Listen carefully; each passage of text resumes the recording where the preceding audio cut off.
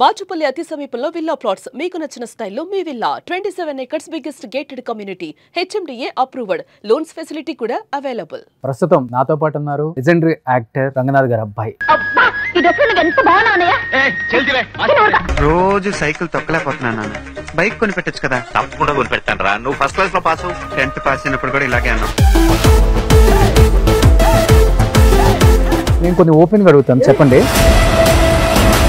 నాన్నగారు చివరికి వంటగదిలో ఉరేసుకొని చనిపోయే స్థాయికి మీరు తీసుకొచ్చారనేది బయట రూమర్ అని నేను చెప్పను, నిజమనే నమ్ముతున్నారు అందరూ కూడా దీన్ని.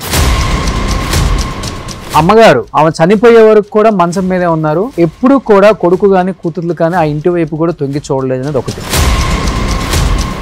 మీ నాన్నగారు ఉరేసుకొని చనిపోతూ గోడ మీద మీనాక్షి అని ఒక అమ్మాయి, ఆ అమ్మాయి చాలా మంచిది, ఆ అమ్మాయిని ఏం చెయ్యొద్దు మీరు, నాకున్న ప్రాపర్టీస్ మొత్తం ఆ అమ్మాయి పేరు మీద రాసి నేను చనిపోతున్నానని మీ నాన్నగారు ఉరేసుకొని చనిపోయిన తర్వాత మీరు ఆ ఇంట్లోకి వెళ్ళిన మాట వాస్తవమా కాదా? మీనాక్షి అనే అమ్మాయి మాకు ఆవిడ కాళ్ళ పైన పడి దండం పెట్టాను. ఎందుకు వంటగా అంటే అక్కడ మంచి స్పేస్, ఆయన మంచి టాల్ కదా, హైట్ కదా, కాబట్టి అక్కడ స్టూల్ వేసుకొని అవన్నీ రాసి పెట్టేసి ఆ రోజు చనిపోయిన తర్వాత చిరంజీవి గారు వచ్చారు. చాలా కోపంగా అడిగారు. మా మదర్ 95లో పడిపోయారు. ఇప్పుడు మా ఇంట్లో ఎవరంతా రిలేటివ్స్ వస్తారు, ఎంతమంది ఉన్నారు, వాళ్ళందరూ గాయం. మా అమ్మ యూరిన్ నేను తీసేవాడిని, మా నాన్న మోషన్ తీసేవాడు, మా నాన్నేమో వంట చేస్తానని, నేను ఇల్లు చిమ్మి తుడిచి గిన్నెలు కడిగాను.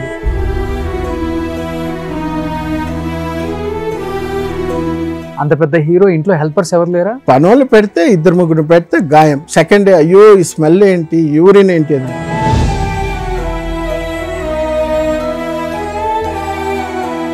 ఒకసారి నాన్నని చూస్తే బాధ వేస్తుంది, ఒకసారి అమ్మ చూస్తే ఏం చేయలేము. నిస్సహాయమైన వయసు.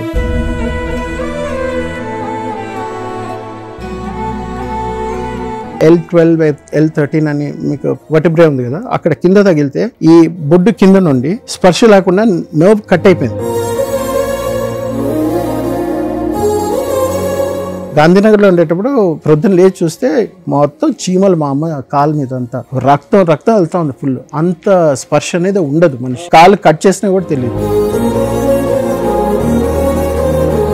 ఇప్పుడు నాన్నకి సినిమాలు తగ్గిపోయాయి. మేము ఇచ్చే రెంట్ నుండి ఇంకా we came down. ఇల్లు రెంట్ కట్టని పరిస్థితికి వచ్చిందా? రుక్మిణి అపార్ట్మెంట్స్ లో 2000 we were paying 2500. అక్కడ నుండి దాని పక్క వీధిలోనే గల్లీలోనే అక్కడ మేము వెళ్ళేసరికి రెంట్ 800 అంట. కానీ ఎన్నిసార్లు ఏడ్చుంటారు 4 గోళ్ల మధ్య. అమ్మ చనిపోయింది, నాన్న చనిపోయాడు, కట్టుకున్న భార్య చిన్న ఏజ్ లోనే చనిపోయింది. ఇప్పుడు మా అత్తగారు మామగారు కూడా పోయారు.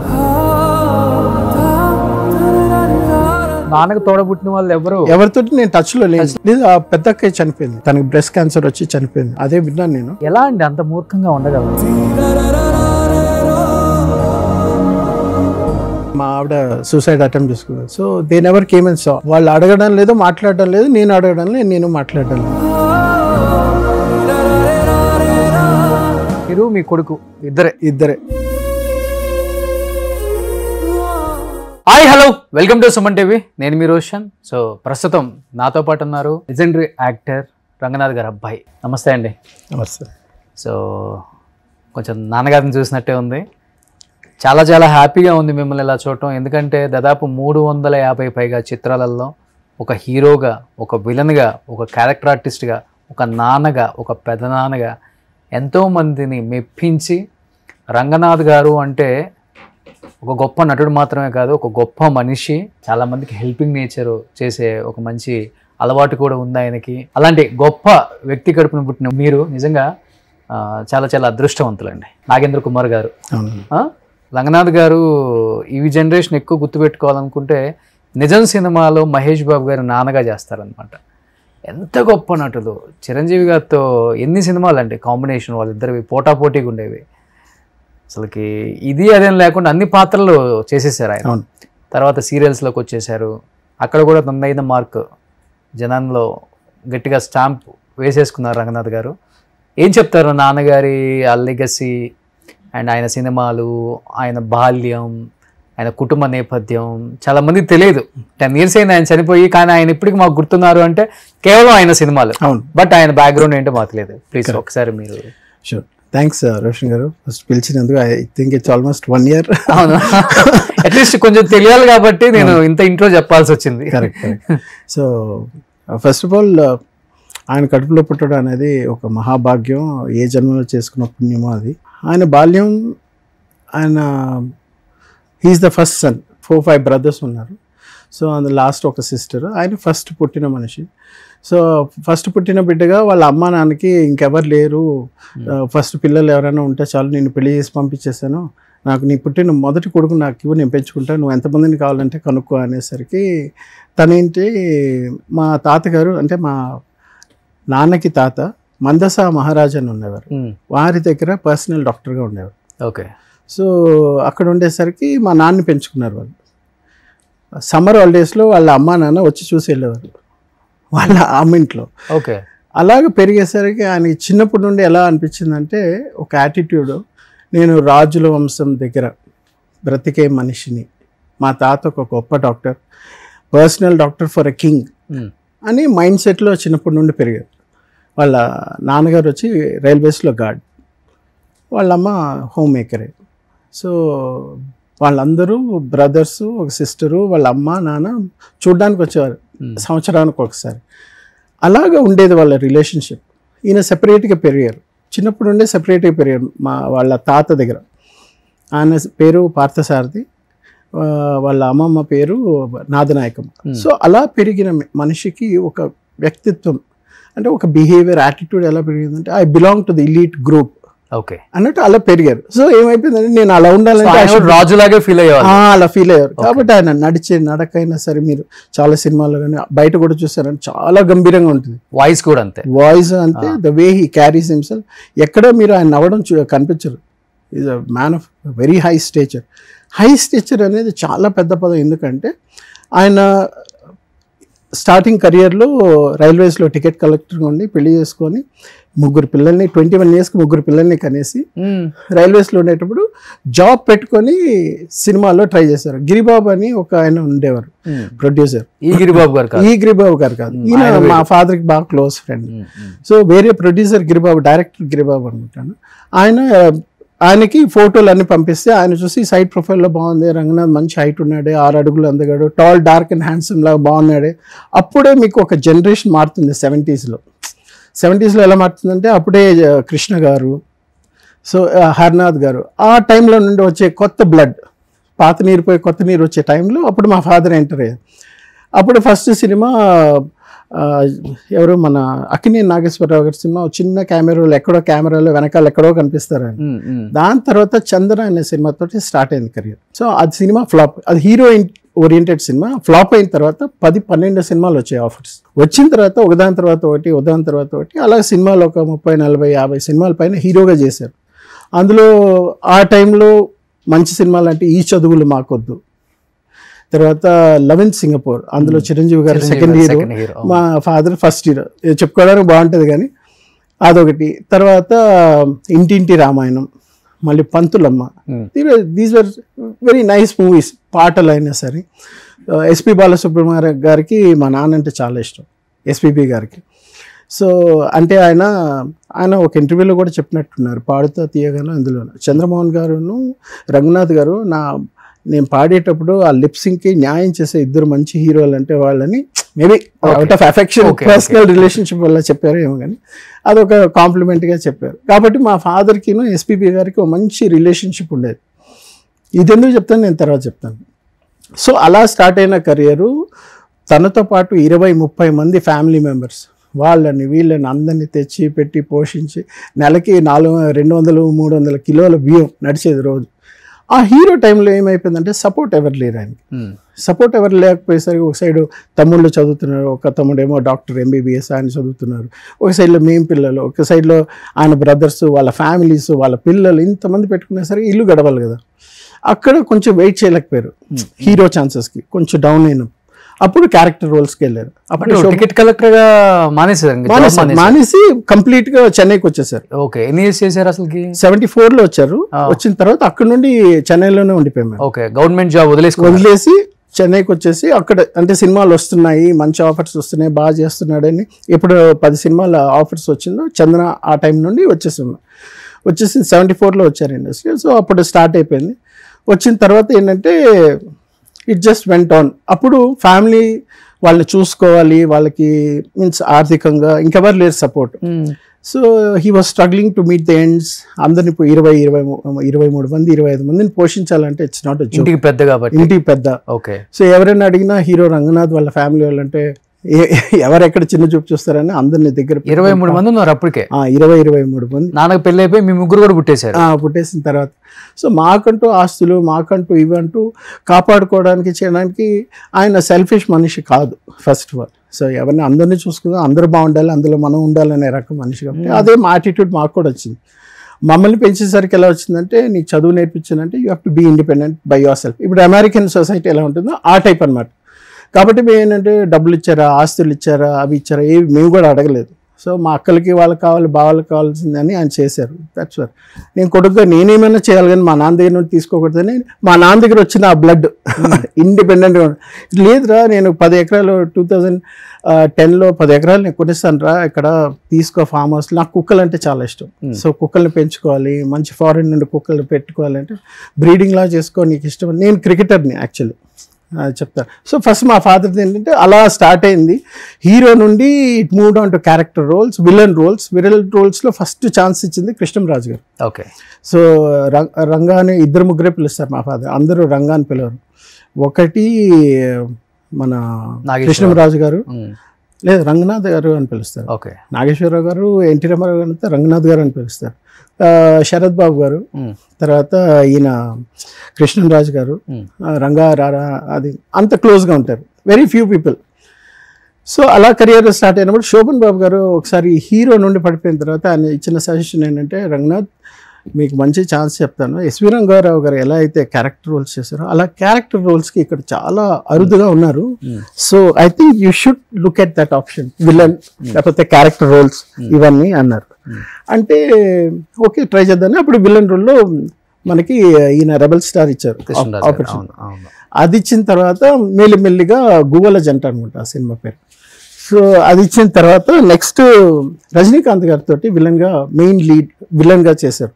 కై కొడుకుం కై అని కన్నడ సినిమాలో అది చాలా హిట్ అయింది. అది తమిళ్లో తీశారు. ఆ రేవతి హీరోను, అందులో మా ఫాదర్ రేవతిని రేప్ చేసేస్తారు. లాస్ట్ ఆయన ఒక పంచాయతీ లీడరు. సో ఆయన్ని లాస్ట్లో కొట్టి చంపారు. అప్పుడు మేము కలిసాం రజనీకాంత్ గారిని కలిసి.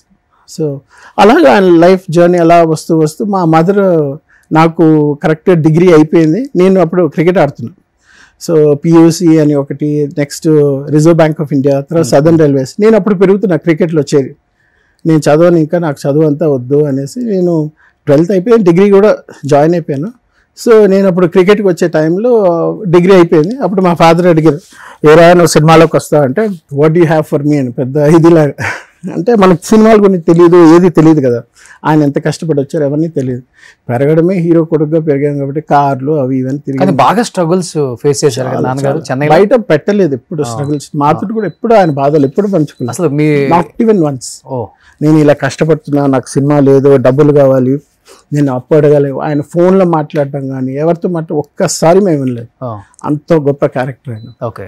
అంటే ఆ రాజుల కుటుంబంలో పెరిగొచ్చారు కాబట్టి అక్కడ వాతావరణం ఆయనకు అలానే బాడీలో కానీ. ఆయన నాకు చెప్పేది ఒకటి ఏంటంటే, అంటే ఆయన చెప్పిన కొన్ని పదాలకి మాటలకి అర్థం, నానార్థం, పరమార్థం చూసుకుంటే I couldn't read between the lines what he said. మనిషి మగాడుగా పుట్టిన తర్వాత ఎన్ని కష్టాలు ఉన్నా మనసులో పెట్టుకోవాలి కానీ బయట చెప్పకూడదు. చెప్పడం అనేది it is your weakness. Okay. So biggest impact ఎక్కడ జరిగిందంటే, ఆయన తీసుకున్న ఆ క్షణానికి ఆ తీసుకున్న నిర్ణయం అనేది మా ఫ్యామిలీలో చాలామందికి ఇబ్బందులు చాలా ప్లేసెస్లో ఉన్నాయి. ఆ రోజు చనిపోయిన తర్వాత చిరంజీవి గారు వచ్చారు. వచ్చిన తర్వాత మన ఫిల్మ్ నగర్లో బాడీ పెట్టినప్పుడు ఆయన వచ్చి చాలా కోపంగా అడిగారు, నాకు ఏమైంది శైలు, ఏమైందమ్మా, ఎందుకు నాన్న ఇలాంటి డెసిషన్ తీసుకున్నారంటే తెలియదు అంకుల్ అంటే చాలా కోపంగా ఉన్నారు. ఆయన కోపం వెనకాల అర్థం మాకు కొంచెం అర్థమైనా side effects, repercussions of industry, అభిమానులు అవన్నీ మాకు తెలియదు. ఓకే. ఆయన చనిపోయిన తర్వాత ఇప్పుడు 10 ఏళ్ల తర్వాత నేను ఇండస్ట్రీలోకి వద్దామన్నా, లేకపోతే ఎవరితో మాట్లాడిన ఆంధ్ర నుండి, తెలంగాణ నుండి, ఎక్కడున్నా మా ఫాదర్ గురించి తెలిసిన వాళ్ళ గురించి మాట్లాడితే మా పైన భయంకర కోపం ఉంటుంది. ఆ ద్వేషం, కోపం ఇండస్ట్రీ వాళ్ళకి బయట వాళ్ళకి ఇద్దరు కూడా, అందరికి. ఎందుకంటే కేవలం మీ వల్లే చనిపోయారు, మీరే చంపేశారు మీ నాన్నగారు అనేది వాళ్ళ మనసులో ఉంది. కొడుకే చంపేశాడు, కూతుర్లో చంపేశారు, ఆయన టార్చర్ పెట్టారు, డబ్బులు ఇవ్వకుండా హరాస్ చేశారు, ఎన్ని పుకార్లు ఎన్ని వస్తే ఎంతమంది చెప్పుకోలేక ఆ రోజు ఇంటర్వ్యూ కూడా నేను ఇవ్వనన్నాను. కానీ మీరు ఇవ్వండి సార్ అని చాలామంది, ఒక 20-30 మంది వచ్చారు ఛానల్స్, హిందూ నుండి, ఎక్స్ప్రెస్ నుండి, చాలా మీడియాలో చాలామంది వచ్చారు. మీరు ఇప్పుడు ఇవ్వకపోతే మీరే చేశారని అపోహలు ఉంటారు, అట్లీస్ట్ ఇప్పటికైనా అర్థమవుతుంది వాళ్ళకే. అది అప్పుడు నేను 2015లో ఇచ్చిన తర్వాత కూడా ఇప్పుడు నేను మళ్ళీ సినిమా ఇండస్ట్రీలో వద్దామని ఇప్పుడు ట్రై చేసి ఒక 2 సినిమాలు. కేవలం ఇండస్ట్రీలోకి రావడం కోసం ఇంటర్వ్యూ ఇచ్చి ఏం జరిగిందో తప్పులు అని జనానికి తెలియచేద్దామని, ఇండస్ట్రీకి తెలియజేద్దామని వచ్చారా?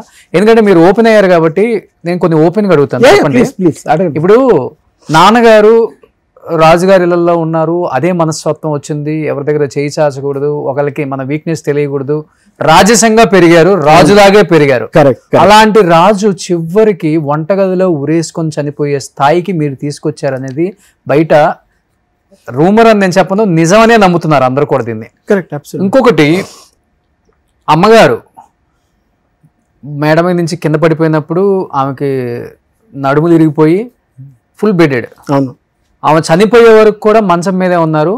నాన్నగారే సేవలు చేసుకుంటూ షూటింగ్లకి వెళ్తూ, షూటింగ్లు చేసుకోవాలి, ఇంటికి రావాలి, భార్యను చూసుకోవాలి, అన్నీ ఆయనే పనులు చేసుకుంటూ వచ్చారు. బట్ ఎప్పుడు కూడా కొడుకు కానీ కూతుర్లు కానీ ఆ ఇంటి వైపు కూడా తొంగి చూడలేదు అనేది ఒకటి. ఇంకొకటి, అమ్మగారు చనిపోయిన తర్వాత బాగా లోన్లీగా ఫీల్ అవుతున్నారు ఆయన. ఎవరు నాకు తోడలేరు, కనీసం తిన్నావా లేదా అని అడిగేవాడు కూడా లేడు, కడుపున 3 పుట్టారు కానీ దేనికి పనికిరాని వాళ్ళు అని బయట చెప్పుకొని చాలామందికి బాధపడ్డారని వాళ్ళు ఇంటర్వ్యూలలో చెప్పారు. ఇంకొకటి, నాన్నగారు లోన్లీనెస్ చూసి ఒక ఫ్రెండ్ ఆయనకు తెలిసిన ఒక అమ్మాయిని హెల్పర్గా పెడితే, మీనాక్షి అని ఒక అమ్మాయిని, ఆ అమ్మాయి మీ ఆస్తి ఏదో కాజేస్తుందని చెప్పేసి మీరు వెళ్ళి ఆ అమ్మాయిని కొట్టి ఇంట్లో నుంచి బయటికి గెంటేసి మీ నాన్నగారు లోపల పెట్టేసి తాళాలు వేసేసారు. ఒకటి, అది భరించలేక మీ నాన్నగారు ఉరేసుకొని చనిపోతూ గోడ మీద ఆ అమ్మాయి చాలా మంచిది, ఆ అమ్మాయిని ఏం చెయ్యొద్దు మీరు, నాకున్న ప్రాపర్టీస్ మొత్తం ఆ అమ్మాయి పేరు మీద రాసి నేను చనిపోతున్నాను అని మీ నాన్నగారు ఉరేసుకొని చనిపోయిన తర్వాత మీరు ఆ ఇంట్లోకి వెళ్ళిన మాట వాస్తవమా కాదా? అసలు మీరు నన్ను 5 ప్రశ్నలు అడిగారు. ఇప్పుడు నేను ఒక్కొక్కటి స్టార్ట్ చేస్తాను. మా మదర్ పడిపోయారు. నేను అదే ఇప్పుడు ఇందాక చెప్పినట్టు నా డిగ్రీ అయిపోయిన తర్వాత 95లో పడిపోయారు. సో 95లో పడిపోయారు. 96లో నా గ్రాడ్యుయేషన్ అయిపోయింది. పడిపోయిన తర్వాత ఇప్పుడు మా ఇంట్లో ఎవరంతా రిలేటివ్స్ వస్తారు, ఎంతమంది ఉన్నారు, వాళ్ళందరూ గాయం, ఆల్ గాన్. మా నాన్న, రే నేను ఒక డిపార్ట్మెంట్ చూసుకుంటాను, నువ్వు ఇంకో డిపార్ట్మెంట్ చూసుకో అన్నారు. ఏంటంటే లైఫ్ ఈజ్ న్యూ.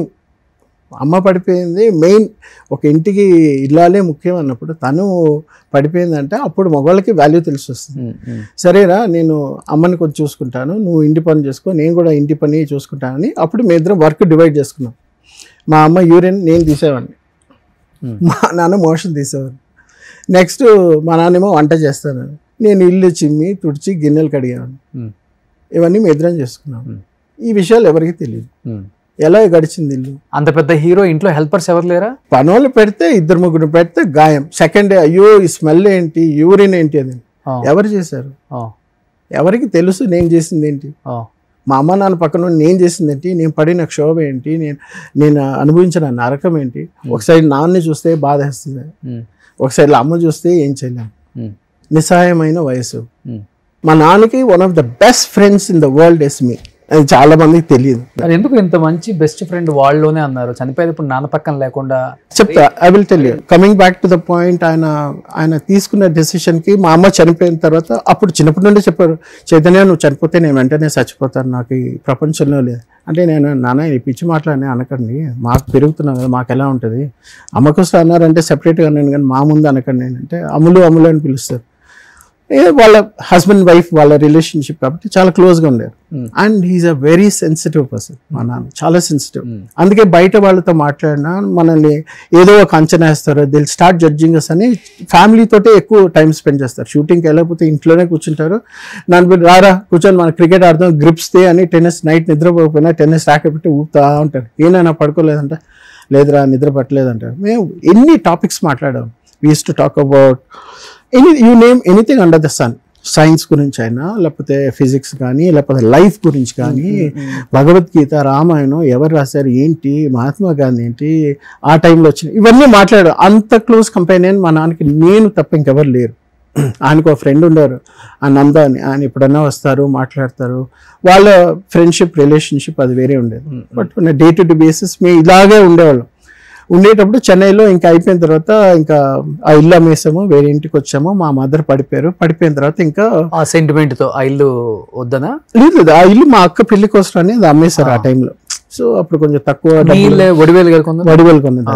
ఆయన వచ్చాడు వడివేలు మా ఇంటికి వచ్చి, ఎన్నప్ప ఆయన తెలియమా వడివేలు అంటే, అప్పుడే వరవెట్టనా సెలవు పత్తనా అంటే మన తెలుగులో జగపతి బాబు గారు రాధిక వాళ్ళు యాక్ట్ చేసినట్టున్నారు ఆ సినిమా టైం. అప్పుడే సారథి స్టూడియోస్ ఏదో ఒక స్టూడియోస్ ఉంది అక్కడ సాలిగ్రామం దగ్గర.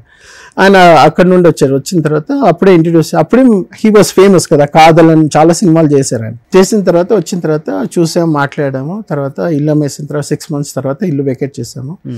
వేరే ఇంటికి వెళ్ళాము. అప్పుడు మా మదర్ పడిపోయారు. ఇంకా అప్పుడు నా గ్రాడ్యుయేషన్ అయిపోయి క్రికెట్ కెరియర్ కూడా అప్పుడు స్టాప్ అయిపోయిందని, అప్పుడు సరే ఇంకా హైదరాబాద్కి వెళ్ళిపోదాం అన్నారు.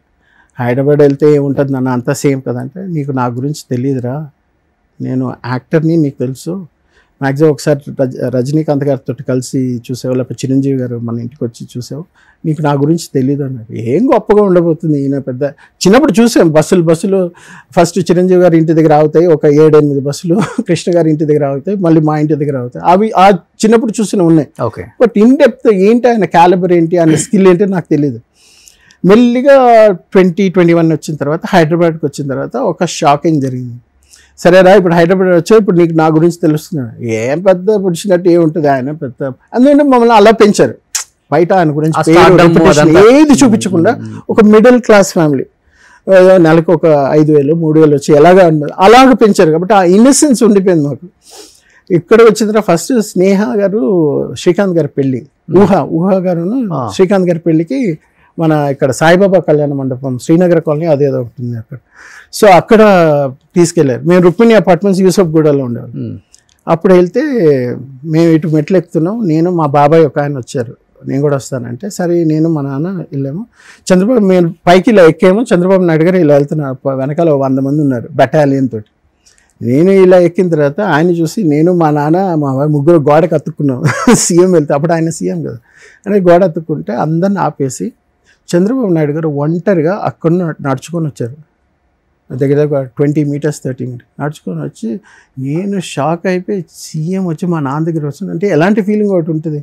మా నాన్న గురించి ఎక్కువ తెలియదు, ఏదో తెలుసు. వచ్చి రంగనాథ్ గారు బాగున్నారని షేక్ హ్యాండ్ ఇచ్చి మాట్లాడుతుంటే నా కళ్ళల్లో నీళ్ళు వచ్చేసింది. మా నాన్న ఇంత సింపుల్గా ఉంటాడా ఈ మనిషి, ఏంటి ఈయనకి ఇంత ఉందా, ఇంత డౌన్ టు ఎర్త్ మా నాన్న. రండి మీరేంటి కలవరు ఏంటి, ఆఫీస్ రండి ఒకసారి కలుద్దాం రండి అంటే మా నాన్న కూడా ఇలా చేతులు కొట్టి షోర్ అండి వస్తానండి. తర్వాత వాళ్ళందరూ వెళ్ళిపోయిద్దరా, మా నాన్న వీపు పైన కొట్టి, నాన్న ఏనా సీఎం మీకు ఇంత ఉందా నాన్న అంటే, ఇంకా చూస్తారా ఇప్పుడే ఉంది కదా అనేసి అప్పుడు వాళ్ళ పెళ్ళికి వెళ్ళి ఇద్దరిని కంగ్రాచులేట్ చేసి శ్రీకాంత్ గారిని ఊహ గారిని చేసి మళ్ళీ అలా బయటకు వచ్చి ఇంటికి వెళ్ళాం. మా నీ భర్త చాలా పెద్దోడమ్మా, హీఈస్ అ బిగ్ స్టార్ తెలుసా, సీఎం వచ్చి పలకరించారమ్మా మీ ఆయన్ని, is a big man, my father is a big shot అనేసరి మా నాన్న. ఏమో చైతన్య వాడికి ఏం తెలియదు చెప్పు కొంచెం అంటే వాడికి ఏం చెప్పానండి పొన్ని అనేసి. కానీ అమ్మ అప్పటికి మేము చెన్నై నుండి హైదరాబాద్కి వచ్చాం. ఓకే, కానీ నాన్న అంత పెద్ద స్టారు, భయంకరంగా సంపాదించేశారు. అమ్మ చాలా యంగ్, పెద్ద పెద్ద హాస్పిటల్స్ లేకపోతే వేరే కంట్రీకి తీసుకెళ్ళి ట్రీట్మెంట్ చేస్తే క్యూర్ అవుతుంది, యాజ్ యూజువల్గా ఎప్పుడులాగే అట్లీస్ట్ స్టిక్తో అయినా నడుస్తారు అనేవి చెప్పలేదా? లేదు, అట్లా వదిలేశారు అనేది కూడా ఒకటి ఉంది. లేదు, ఇప్పుడు మీకు కేసు ఎలాంటి కేసు అంటే, ఇంగ్లీష్లో సూపర్ మ్యాన్ యాక్ట్ చేసిన క్రిస్టోఫర్ రీవ్స్ అని ఉంటాడు, ఆయన కూడా సేమ్, ఆయన గుర్రం నుండి పడిపోయాడు. వెనకాల L12 L13 అని మీకు వర్టిబ్రే ఉంది కదా, అక్కడ కింద తగిలితే ఈ బొడ్డు కింద నుండి స్పర్శ లేకుండా నర్వ్ కట్ అయిపోయింది. వెనుకోస లోపల ఉండేది కట్ అయిపోయిందంటే మీకు ఎలక్ట్రికల్ పల్సెస్ ఉండదు. అంటే కాలు జరపాలి అని నేను ముందు పెట్టాలన్నా కూడా నాకు బ్రెయిన్కి వెళ్తుంది ఇన్ఫర్మేషన్, వెళ్ళి అది కాంప్రిహెండ్ చేసి నేను చెప్తే కాలు కదులుతుంది. అది మీకు ఇక్కడ L12 L3 I'm not sure. So అది కట్ అయిపోయేసరికి ఏంటంటే సెన్సేషన్ లేదు, ఒకసారి కంప్లీట్లీ డౌన్. సో మేము ఒకసారి ఇక్కడ గాంధీనగర్లో ఉండేటప్పుడు ప్రొద్దున లేచి చూస్తే మొత్తం చీమలు మా అమ్మ కాలు మీద అంతా రక్తం వెళ్తా ఉంది ఫుల్. అంత స్పర్శ అనేది ఉండదు మనిషి, కాలు కట్ చేసినా కూడా తెలియదు, అంత ఇదనమాట. సో అలా పడిపోయింది. అదే I just come back to that. So ఇప్పుడు ఏంటంటే ఇప్పుడు అక్కడ నుండి హైదరాబాద్ వచ్చాము. హైదరాబాద్ వచ్చిన తర్వాత మళ్ళీ ప్రోగ్రామింగ్ చేశాను, సైబే C++ అవన్నీ అయిపోయింది. ఇంకా మా ఫాదర్ అన్నారు, నేను సినిమాలో ఆఫర్ ఇస్తాను రా, యూ వాంట్ టు జాయిన్ అన్నారు. అనేసరికి అప్పుడు పెద్ద పెద్ద హీరోలు డైరెక్టర్స్ని ఒక్కొక్క రోజు కలవడం స్టార్ట్ చేశాను. ఏంటండి ఎలా ఉంటుందంటే, చాలా పెద్ద స్టార్స్ కూడా అదే చెప్పారు, నాకు మీ నాన్నకు ఉండే రెస్పెక్ట్ నీకు రాదు. ఎందుకంటే ఆయన ఎస్టాబ్లిష్ చేసి ప్రూవ్ చేసుకొని వచ్చారు కాబట్టి ఆయన ఎంటర్ అయ్యారంటేనే ఆటోమేటిక్గా ఎవరైనా సరే రండి మాట్లాడు, నువ్వు యాక్టర్ కొడుకు అనాలంటే నువ్వు ప్రూవ్ చేసుకోవాలి. మళ్ళీ మంచి చెడు అన్నీ చూసిన తర్వాత ఆ చెడు ఎక్కువ చూసి భయపడిపోయాను. మీకు తెలుసు కదా ఏ ఇండస్ట్రీలోనో చెడు ఉంటుంది మంచి ఉంటుంది. అది చూసి భయపడిపోయి ఇంతకాలం మా నాన్నకు రెస్పెక్ట్ ఉంది, నా వల్ల ఏమైనా చెడిపోతుందేమో, నేను మా నాన్న లెవెల్కి రాగలుగుతానో లేమో. ఆయన ఎక్సీడ్ వెళ్ళడం వేరే విషయం, ఎందుకంటే కంపేర్ చేసుకుంటాం కదా, మా నాన్న ఇలా ఉన్నారు, నేను ఇలా ఉన్నా, నా వాయిస్ ఇలా ఉంది, హైట్ ఇలా ఉన్నా, okay height almost have come equal, but workout చేస్తే బాడీ వస్తుంది. ఓకే బట్ దట్ వాయిస్ రాదు. ఆయన శివాజీ గణేషన్ తమిళ యాక్టర్, ఆయన ఒకసారి కాంప్లిమెంట్ ఇచ్చారు, Ranganath your diction is very nice, అంటే పలికే పలుకు ప్రతి శబ్దంలోనూ చాలా బాగుంటుంది. ప్లస్ తెలుగులో కూడా ఆయన డబ్ చేస్తారు కదా, ఎవరు నాన్నగారే ఫస్ట్ నుంచి కూడా సింగిల్ టేక్ యాక్టర్ ఆయన. ఏంటంటే మెమరీ చాలా ఎక్కువ, మీరు ఒక 2 పేజీలు 10 పేజీలు ఇచ్చినా టక టక టక టక టక టక చెప్పేసి వెళ్ళిపోతారు. తడబడ్డం ఇవి ఏమి ఉండదు. డైలాగ్ చదివచ్చామా, ఎవరెక్కడ కూర్చోవాలి, ఏంటి షార్ట్, ఏంటి సీను, మీరేం చెప్తారు, నేను ఎప్పుడు చెప్పాలి, అంతే తప్ప. ఇప్పుడు జూనియర్ ఎన్టీఆర్ ఆయన డాన్స్ గురించి ఎలా మాట్లాడుకుంటారో ఆయన డైలాగ్స్ గురించి అలాగే. ఎన్ని సంవత్సరాలు ఉన్నారు అమ్మ బెడ్ మీద అట్లా? మరి ఇంకా అదే 2000 అంటే 1995 పెట్టుకోండి, 95 to 2009 అంటే ఎన్నేళ్ళు, 14 years. కానీ మీరు అంత బాగా చూసుకున్నారు కదా అమ్మని, ఫస్ట్ పడిపోయిన తర్వాత ప్రేమ ఏమో ఎక్కువ చూపించారు, తర్వాత ఏమో మెయిన్ పాయింట్కి వస్తాను. సో అంతవరకు వచ్చిన హైదరాబాద్ వచ్చిన స్టోరీ తర్వాత ఏంటంటే, అప్పుడు నాన్నకి సినిమాలు తగ్గిపోయి మేము ఇచ్చే రెంట్ నుండి ఇంకా వీ కేమ్ డౌన్. ఆయనకి ఎంత ఫైనాన్షియల్ ప్రాబ్లం ఉంది ఏంటి నాకు తెలియదు కదా. సో నాన్న 300 సినిమాలు తీశారు ఆయన. సో ఇల్లు సంపాదించారు ఆయన, ఎన్ని లక్షలు సంపాదించి ఎన్ని దానాలు ధర్మాలు చేశారో నాకు తెలియదు కానీ. సో ఇల్లు రెంట్ కట్టని పరిస్థితికి వచ్చిందా? ఇల్లు రెంట్ కట్టడం కాదు, రుక్మిణి అపార్ట్మెంట్స్ లో 2000 వీఆర్ పేయింగ్ 2500. అక్కడ నుండి దాని పక్క వీధిలోనే గల్లీలోనే అక్కడ మేము వెళ్ళేసరికి రెంట్ 800 అంత సింగిల్ బెడ్రూమ్, సింగిల్ హాల్, ఇంకో బెడ్రూమ్ లాగా చిన్నది, కిచెన్, అంతే. ముగ్గురం రాత్రి పడుకోవాలంటే మా మదర్ అక్కడ హాల్ లాంటి దానిలో పడుకుంటే, మా నాన్న ఒక రూమ్లో, నేను మేడపైన దీనిపైన టెర్రస్ పైన వెళ్ళి పడుకునేవాడిని. ఇవి ఎంతమంది తెలుసు. అంత కష్టాలు వచ్చేసి, కానీ నేను చదివిన తర్వాత నాకు క్రికెట్ అవ్వడం లేదని చెప్పి నేను నాన్న ఇంకా ఐ థింక్ కలుగు మా ఫ్రెండ్ దుబాయ్కి వెళ్ళాడు. సో నేను అక్కడికి వెళ్తా, డబ్బులు పంపిస్తా, యూ ప్లీజ్ టేక్ కేర్, నేను కొంచెం సెటిల్ అవ్వడానికి టైం ఇవ్వండి, బట్ అన్నీ చూసుకుంటానంటే మా నాన్నకి అది ఇష్టం లేదు. వీడు ఒక్కడే కొడుకు, కష్టమైన నష్టమైన నాతోటే ఉండాలి, నా ప్రేమ ఉంటుంది చూసారా. అక్కడ నేను దుబాయ్కి వెళ్ళాను. దుబాయ్కి వెళ్ళి 2 years ఉండి ఆల్మోస్ట్ సెట్ చేసుకున్నాను లైఫ్ ఇంకా మీదట ఎలా ఉండాలి ఏంటని. అది సెట్ చేసుకునే టైంకి ఏంటంటే మా ఫాదర్కి అప్పుడు రాఘవేంద్రరావు గారు ఆపర్చునిటీ ఇచ్చారు, ఏది శాంతి నివాసం. అది ఈయన ఎస్వి రంగారావు గారితో ఆయన సినిమా తీద్దాం అనుకున్నారు.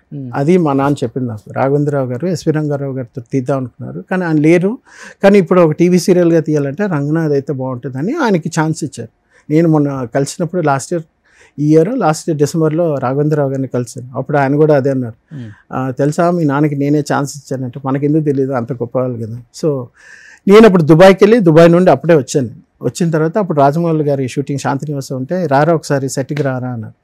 వెళ్తే రాజమౌళి గారి గురించి బాగా గొప్పగా చెప్పారు. Is a very good technician, చాలా తెలివితేటలు చాలా బాగుంది, టైం ఎక్కువ తీసుకుంటాడు కానీ ఎలాగ కన్సీవ్ చేయాలి అవన్నీ.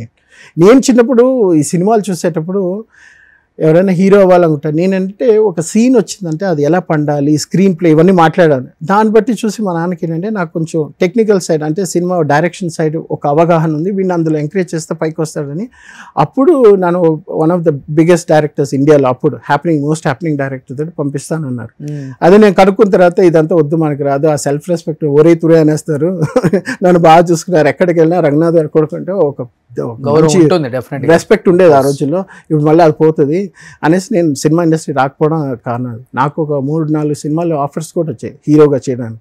నేను దుబాయ్ నుండి వచ్చిన తర్వాత ఫోటోలు బాలకృష్ణ గారు మా పెళ్ళైన తర్వాత చూసిన తర్వాత, బాలకృష్ణ గారు పక్కన బాగున్నాడండి, తెల్లగా అందంగా ఉన్నాడు, I think we should try అంటే చేస్తావారంటే వద్దు నాన్న నా వల్ల కాదు, ఎందుకంటే పోలుస్తారు కదా.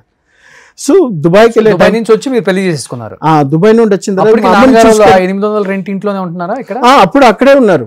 నేను దుబాయ్కి వెళ్ళి వచ్చిన తర్వాత ఇంకా వాళ్ళిద్దరిని షిఫ్ట్ చేసి రుక్మిణి అపార్ట్మెంట్స్ మళ్ళీ అక్కడికి పాతదానికి వచ్చి మళ్ళీ ఇక మీద లైఫ్ డిఫరెంట్ ఉంటుంది. ప్లస్ ట్రాన్సిషన్ ఫేజ్ లో నేను కూడా ఉన్నా. దుబాయ్లో ఒక పెద్ద బ్రిటిష్ కాలేజ్ ఉంది, వాళ్ళ దగ్గర సెటిల్ అవ్వడము అవి ఇవన్నీ చాలా చూస్తున్నాం. సో వచ్చిన తర్వాత ఏంటంటే అమ్మని చూసేసరికి ఇంకా ఉండిపోరా, ఏదైనా సరే మన అడుక్కు తిన్నా ఏమైనా మంచి చేసినా, మీ నాన్నకి ఇప్పుడు శాంతి నివాసం చేస్తున్నారు, నా కోసం లైఫ్లో నువ్వు ఏది కోల్పోయినా పర్వాలేదు అమ్మ కోసం చేశాను చెప్పరా అన్నాడు. ఇంకేమంటా ఆవిడ వెళ్ళిందే ఆవిడ కోసం, వెళ్ళిందే మా నాన్న కోసం, మళ్ళీ పైకి రావడానికి నా కెరియర్ ఒక సైడ్. మీకు అప్పటికి 24-25 వయసు అన్నారు, 26-27కి వచ్చేసారు కూడా. కనీసం ఇంట్లో పరిస్థితి ఏంటి, ఫైనాన్షియల్గా డబ్బు ఎటు వెళ్తుంది, ఏం కొన్నాము అంటే మీకు కొంచెం కూడా బాధ్యత లేకుండా వ్యవహరించారా? లేకపోతే నాన్న తీసుకునే అంటే మీరు ఆ బాధ్యతలు తీసుకునేదాకా ఆయన వద్దులే అని చిన్నపిల్లోడని, లేకపోతే పాడు చేసేస్తాడేమో, డిసిషన్ మేకర్ నేనే ఉండాలి? Know the point here is, కొన్ని నేను చెప్పను నువ్వు నన్ను అడగద్దు అనే ఒక లైన్ డ్రా చేసి ఒక తండ్రి, సొంత ఇల్లు కూడా లేకుండా. నేను అదే అంటాను కదా, ఒక మనిషి ఇప్పుడు నేను మా నాన్నకి గ్రేటెస్ట్ గిఫ్ట్ ఇచ్చింది ఏంటంటే privacy.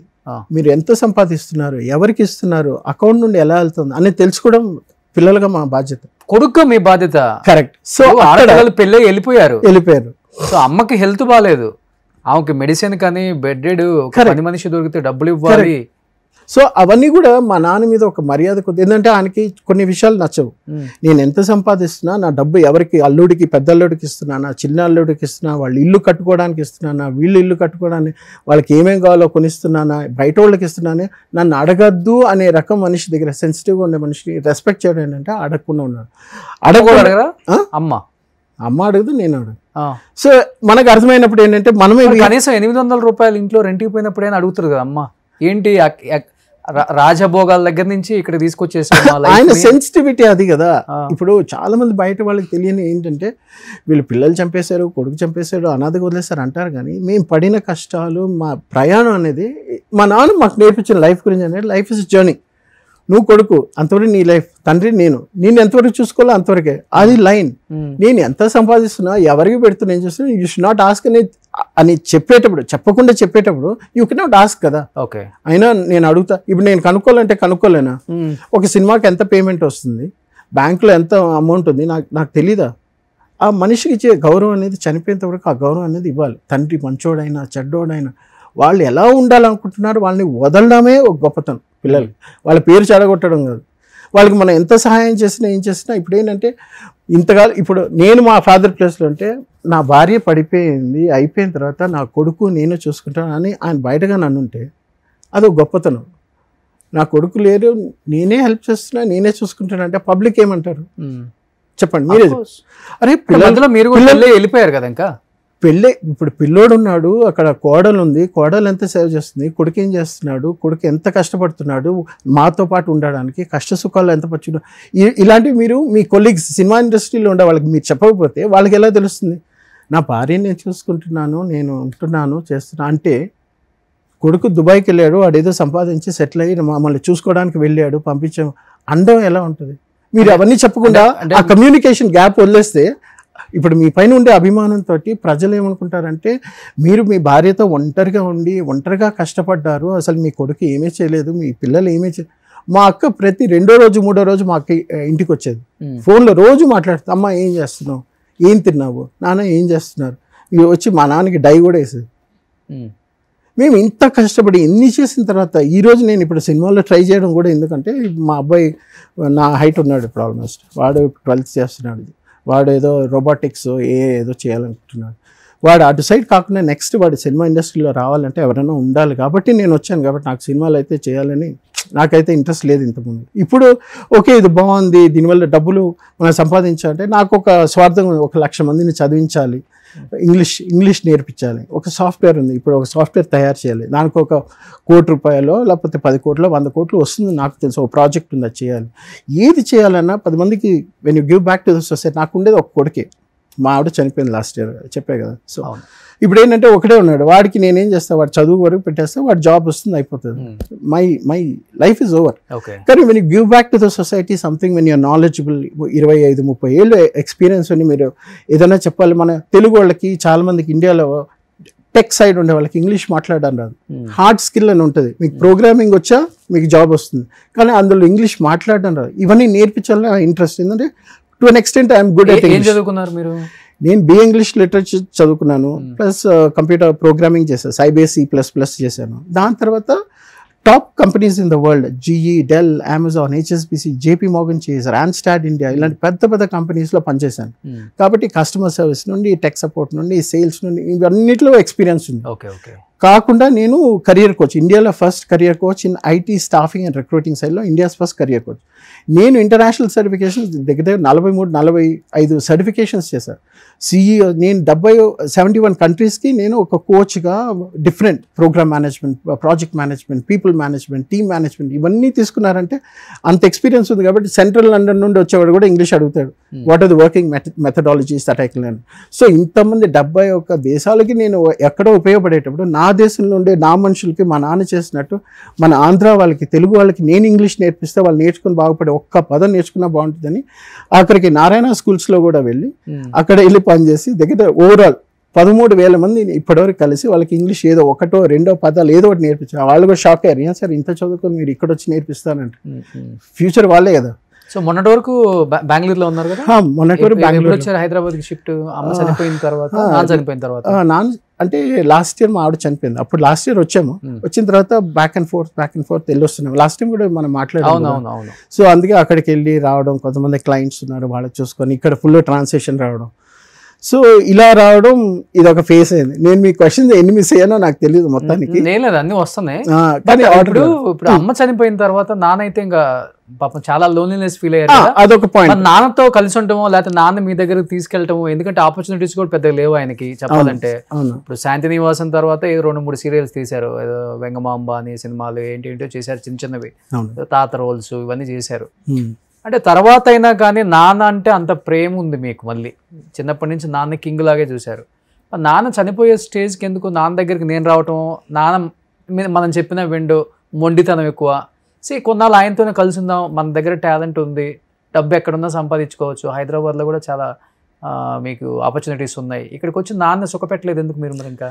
So coming back to దుబాయ్కి వెళ్ళి రావడం, వచ్చిన తర్వాత ఇంట్లో ఎవరు లేరా ఇక్కడ నా కోసం ఉండిపోరా అంటే ఉండిపోయి, సరే ఇప్పుడు నాకు జాబ్ కన్నా ముఖ్యం మా అమ్మని చూసుకోవడానికి ఒక పార్ట్నర్ కావాలి, నన్ను చూసుకోవడానికి పార్ట్నర్. అప్పుడు పెళ్లి చేసుకున్నాను. పెళ్లి చేసుకున్న తర్వాత నేను వైఫ్ మా అమ్మ నాన్నతోటే ఉన్నాం. ఉండేటప్పుడు ఇప్పుడు కొంత మైండ్ సెట్స్ మీకు తెలుసు కదా, చాలా సెన్సిటివ్, ఎలా చెప్పాలో తెలియదు. మా మదర్కిను మా వైఫ్ చాలా క్వైట్, నోరు కూడా ఇప్పదు. But somewhere it is not happening. మా వైఫ్ ఏమంటుందంటే, తను వచ్చిన నేను కొన్ని 5 కండిషన్స్ పెట్టుకున్నా. అంటే నాకు 90sలోనే చాలామంది ఆఫర్స్, సినిమా హీరోయిన్స్, చాలా మంచి వెల్ ఆఫ్, లాస్ట్ టైం ఇంటర్వ్యూలో కూడా చెప్పాను, 200-300 crores ఉండే ప్రాపర్టీ ఉండే వాళ్ళంతా నీ పిల్లనిస్తా చేసుకుంటా అంటే లేదు, మన తోపులాగా ఏదో ఒకటి చేయాలని 5 కండిషన్స్ పెట్టుకున్నా. అమ్మాయి పేద అమ్మాయి ఉండాలి, అమ్మాయి గ్రాడ్యుయేట్ అయి ఉండాలి, అందంగా తెల్లగా ఉండాలి. ఏంటంటే నేను నల్లగా ఉంటాయి కాబట్టి కొంచెం తెల్లగా ఉండే అమ్మాయి అంటే పుట్టబోయే పిల్లలు అందంగా ఉంటారు. ప్లస్ పేదింటి అమ్మాయి అయితే నాదే డబ్బులు ఉంది, నేను ఒక అమ్మాయికి సొసైటీలో అందరూ చూసుకోకపోయినా ఒక లైఫ్, ఒక ఫ్యామిలీని నేను చూసుకోవాలని. నెక్స్ట్ 3వది గ్రాడ్యుయేట్ అయి ఉండాలి. పిల్లల్ని చదివించాలంటే నేను ఒక్కనే కాదు, తను చదివించాలి. ప్లస్ మేము మా ఫ్యామిలీలో అందరికీ పెళ్ళిళ్ళు అంతా పెద్ద పెద్ద విధంగా హీరోస్, హీరోయిన్స్ అందరూ వచ్చి, సెలబ్రిటీస్ వచ్చారు. ఇలా కాకుండా మా పెద్దక్క పెళ్ళికి AR రెహమాన్ మ్యూజిక్ టంగ్ టంగ్ టంగ్ అని కొడుతున్నాడు AR రెహమాన్. సో నా పెళ్ళికి వచ్చేసరికి ఓన్లీ రిజిస్టర్ మ్యారేజ్.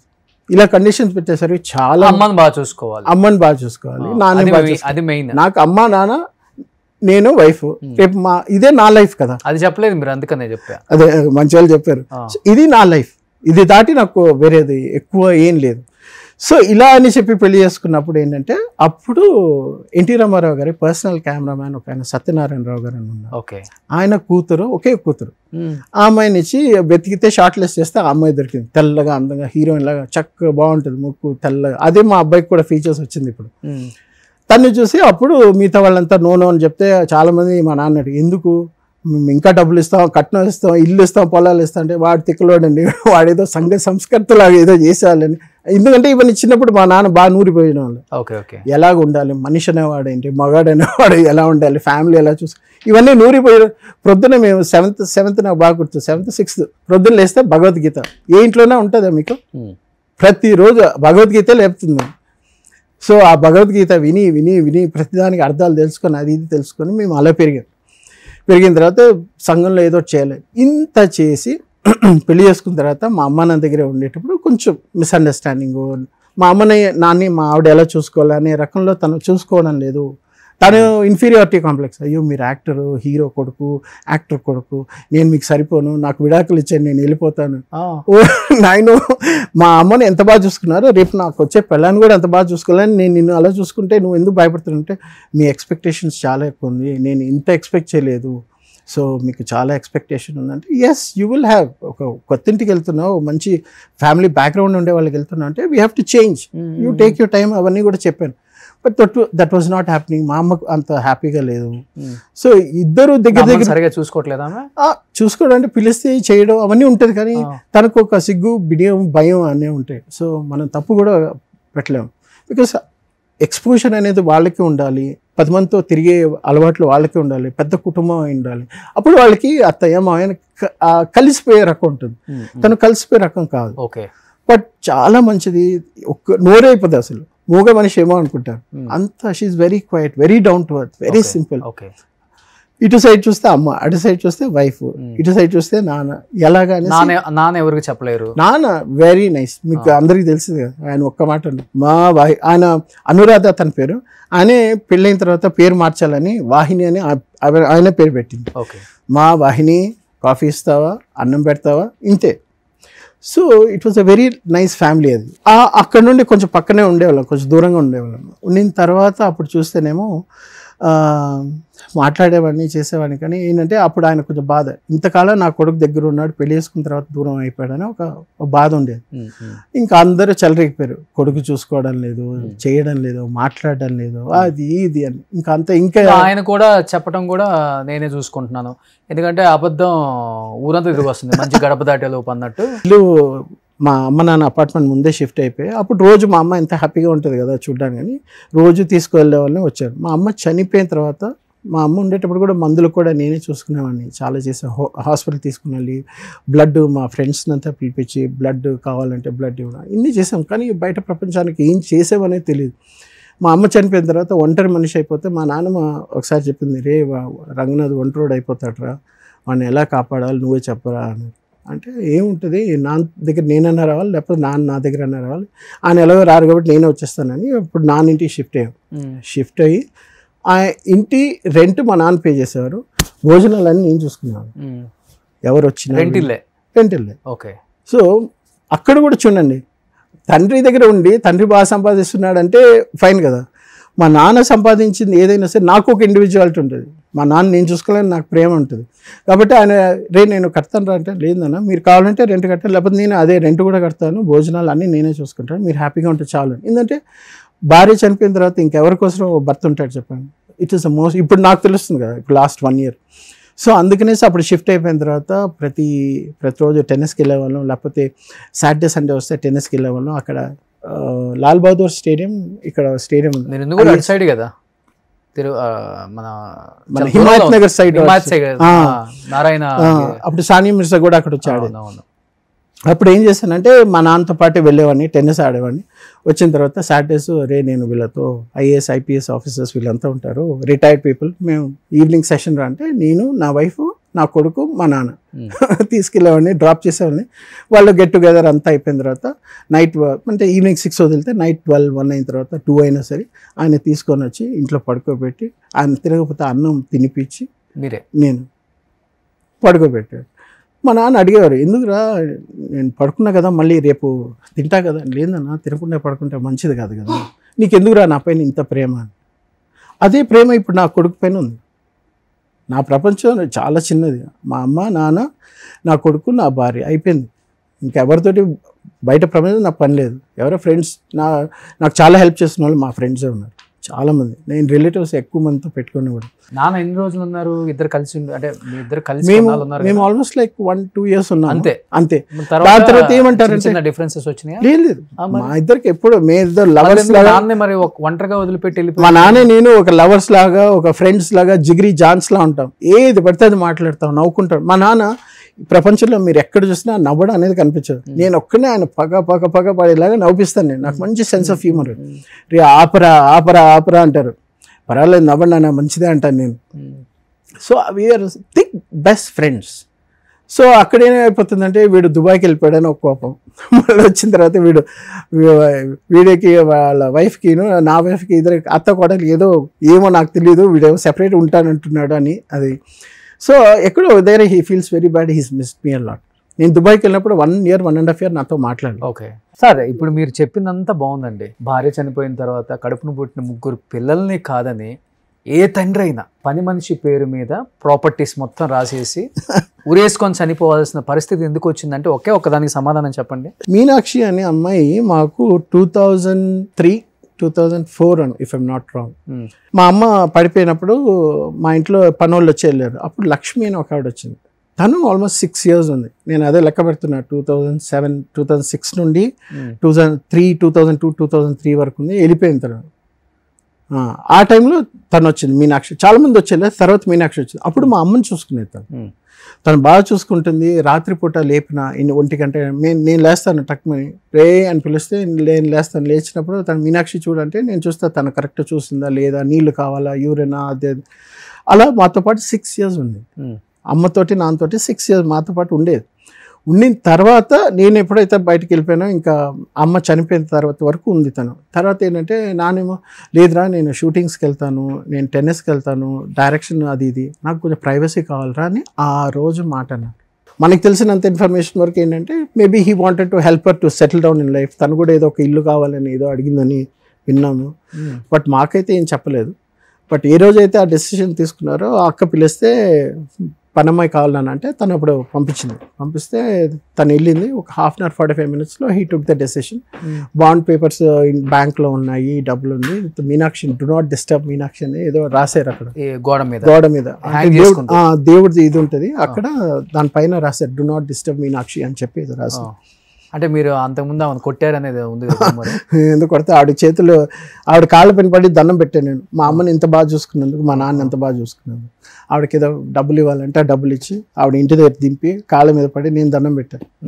నీ రుణం నేను తీర్చుకోలేను, కొడుకుగా నేను ఎంత చేసుకోవాలనుకున్నానో నా ప్లేస్లో నువ్వు చేసావు, ఐఎమ్ వెరీ వెరీ థ్యాంక్ఫుల్ అని చెప్పి సో వాళ్ళని రాసేసి వంటగదిలో చేసుకున్నారు. వంటగదిలో ఆయన ఎందుకు వంటగది అంటే అక్కడ మంచి స్పేస్, ఆయన మంచి టాల్ కదా, హైట్ కదా, కాబట్టి అక్కడ స్టూల్ వేసుకొని అవన్నీ రాసి పెట్టేసి బాగా ఒక ఇదిలా యూలా ఉంటుంది కదా మన అయంది, దానికి తాడేసుకొని చక్కగా ప్లాన్ చేసుకొని ఊరేసుకున్నారు.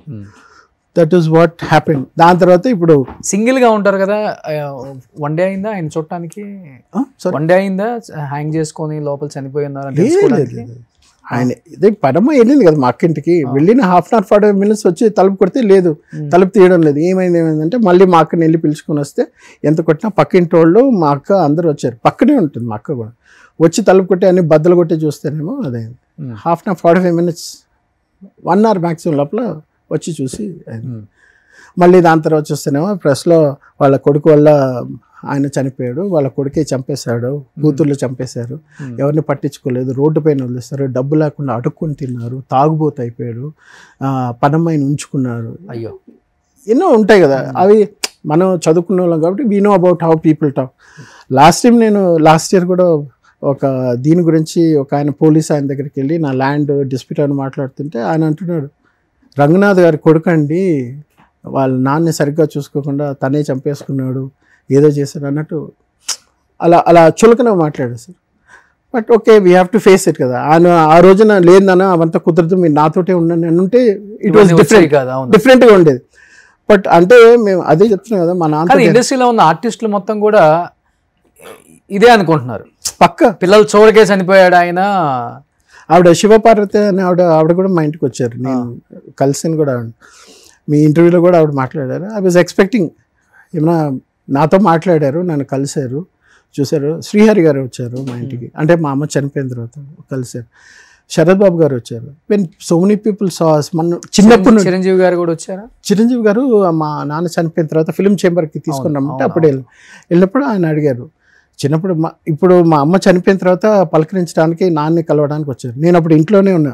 ఆయన వస్తున్నారంటే నాకు వణుకు. ఫస్ట్ క్వశ్చన్ ఏం అడుగుతారు, ఏరా ఏం చేస్తున్నావు అంటారు. ఆ ప్రేమ అభిమానం ఉంటుంది కదా. చిన్నప్పుడు నన్ను అడిగారు, ఎవరో నీకు ఇష్టమైన హీరో అంటే నేను మా నాన్నని చూస్తున్నా. అప్పుడు చూస్తున్నా, నేనని చెప్పరా రే అన్నారు. మీరే అంకుల్, నాకు చాలా ఇష్టం అంకుల్ అన్నారు. సో కాంబినేషన్ చాలా బాగుంటుంది. చిరంజీవి గారిది రంగనాథ్ గారి కాంబినేషన్ ఎన్ని సినిమాలు చాలా. కానీ ఎన్నిసార్లు ఏడ్చుంటారు 4 గోళ్ల మధ్య? అది చెప్పుకోలేం కదా మనం, అదే ప్రాబ్లం. ఇప్పుడు మనం చెప్తే ఏమంటారంటే, ఎందుకంటే అమ్మ చనిపోయింది, నాన్న చనిపోయాడు, కట్టుకున్న భార్య చిన్న ఏజ్లోనే చనిపోయింది. ఇప్పుడు ఎవరు లేరు నాకు చెప్పుకోవడం. కళ్ళ ముందే ముగ్గురిని కోల్పోయారు కదా. ఇప్పుడు మా అత్తగారు మామగారు కూడా పోయారు 2016లో. 2019లో మా 17లో మా మామగారు పోయారు, 19లో మా అత్తగారు పోయారు. సో నాకంటూ వైఫ్ ఎప్పుడు చనిపోయారు? లాస్ట్ ఇయర్ చనిపోయారు. తను ఎందుకు చనిపోయారు అసలుకి? అది తను చెప్పే కదా, సైకలాజికల్గా psychiatric patient 8 times 9 times suicide attempt చేసి మా నాన్న వచ్చి చూసి ఏమైందిరా అంటే తెలియదు నాన్న అని చెప్పి, వాళ్ళ సొంత బాబాయే ఉన్నారు ప్రసాద్ రావు అని. ఆయన కూడా చిరంజీవి గారికి సైకాట్రిక్ దీనికి కూడా అంటే కౌన్సిలింగ్ కానీ దేనికైనా ఆల్ ఓవర్ వరల్డ్ కూడా ఆయన వెళ్ళేసి వస్తారు. ప్రజారాజ్యం పార్టీ పెట్టినప్పుడు స్ట్రెస్ కూడా ఉండేటప్పుడు చిరంజీవి గారికి కూడా హీ హాస్ డన్. అంటే సూసైడ్ చేసుకోవాలని చేసుకుంటుంటారా ఆమె?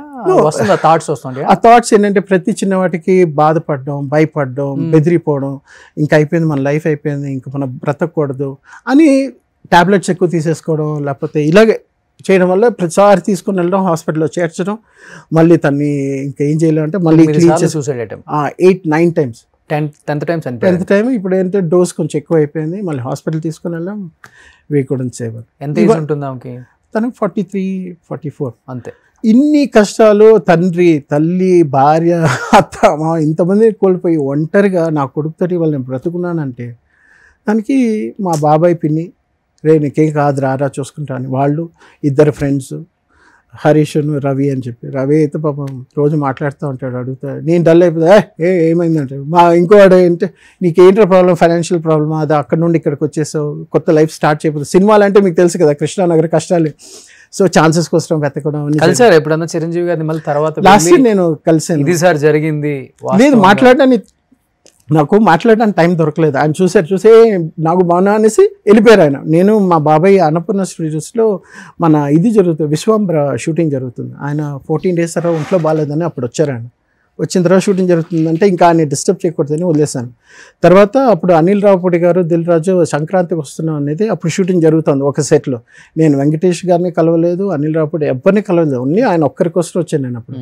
సరే పెద్ద ఆయన ఫస్ట్ ఆయన చూసిన తర్వాత చెప్పి దాని తర్వాత మిగతా వాళ్ళని కలుగుతాని అంతవరకు వెయిట్ చేశారు. ఇంతవరకు ఇండస్ట్రీలో కూడా ఎవరికి చెప్పలేదు, ఇది చాలా మంది తెలీదు. ఫస్ట్ టైం అట్లీస్ట్ చూసిన వాళ్ళు ప్రతి ఒక్కళ్ళు రంగనాథ్ గారిని ఎంత ప్రేమించారో వాళ్ళ అబ్బాయి నాగు గారిని కూడా అంతే విధంగా ప్రేమించండి. అదే హైటు, అదే వెయిట్, అదే ఫిజిక్, అదే టాలెంట్ ఉంది. మంచి అన్న పాత్రలకి, నాన్న పాత్రలకి.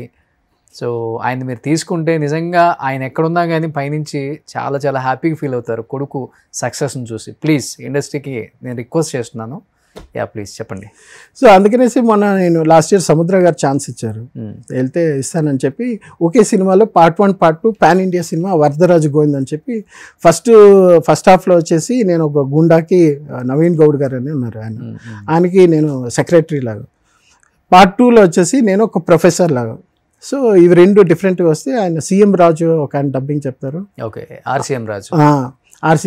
ఆయన బాగా ఇది ఎవరో ఫ్రెష్ ఫేస్ చాలా బాగుంది అని చెప్పేసి కాంప్లిమెంట్ ఇచ్చింది. సముద్ర గారు చెప్పారు, నాగేంద్ర మీకు మంచి కాంప్లిమెంట్ ఉంది, ఈయన ఆర్సీఎం రాజు గారు చెప్పారు ఇలాగా.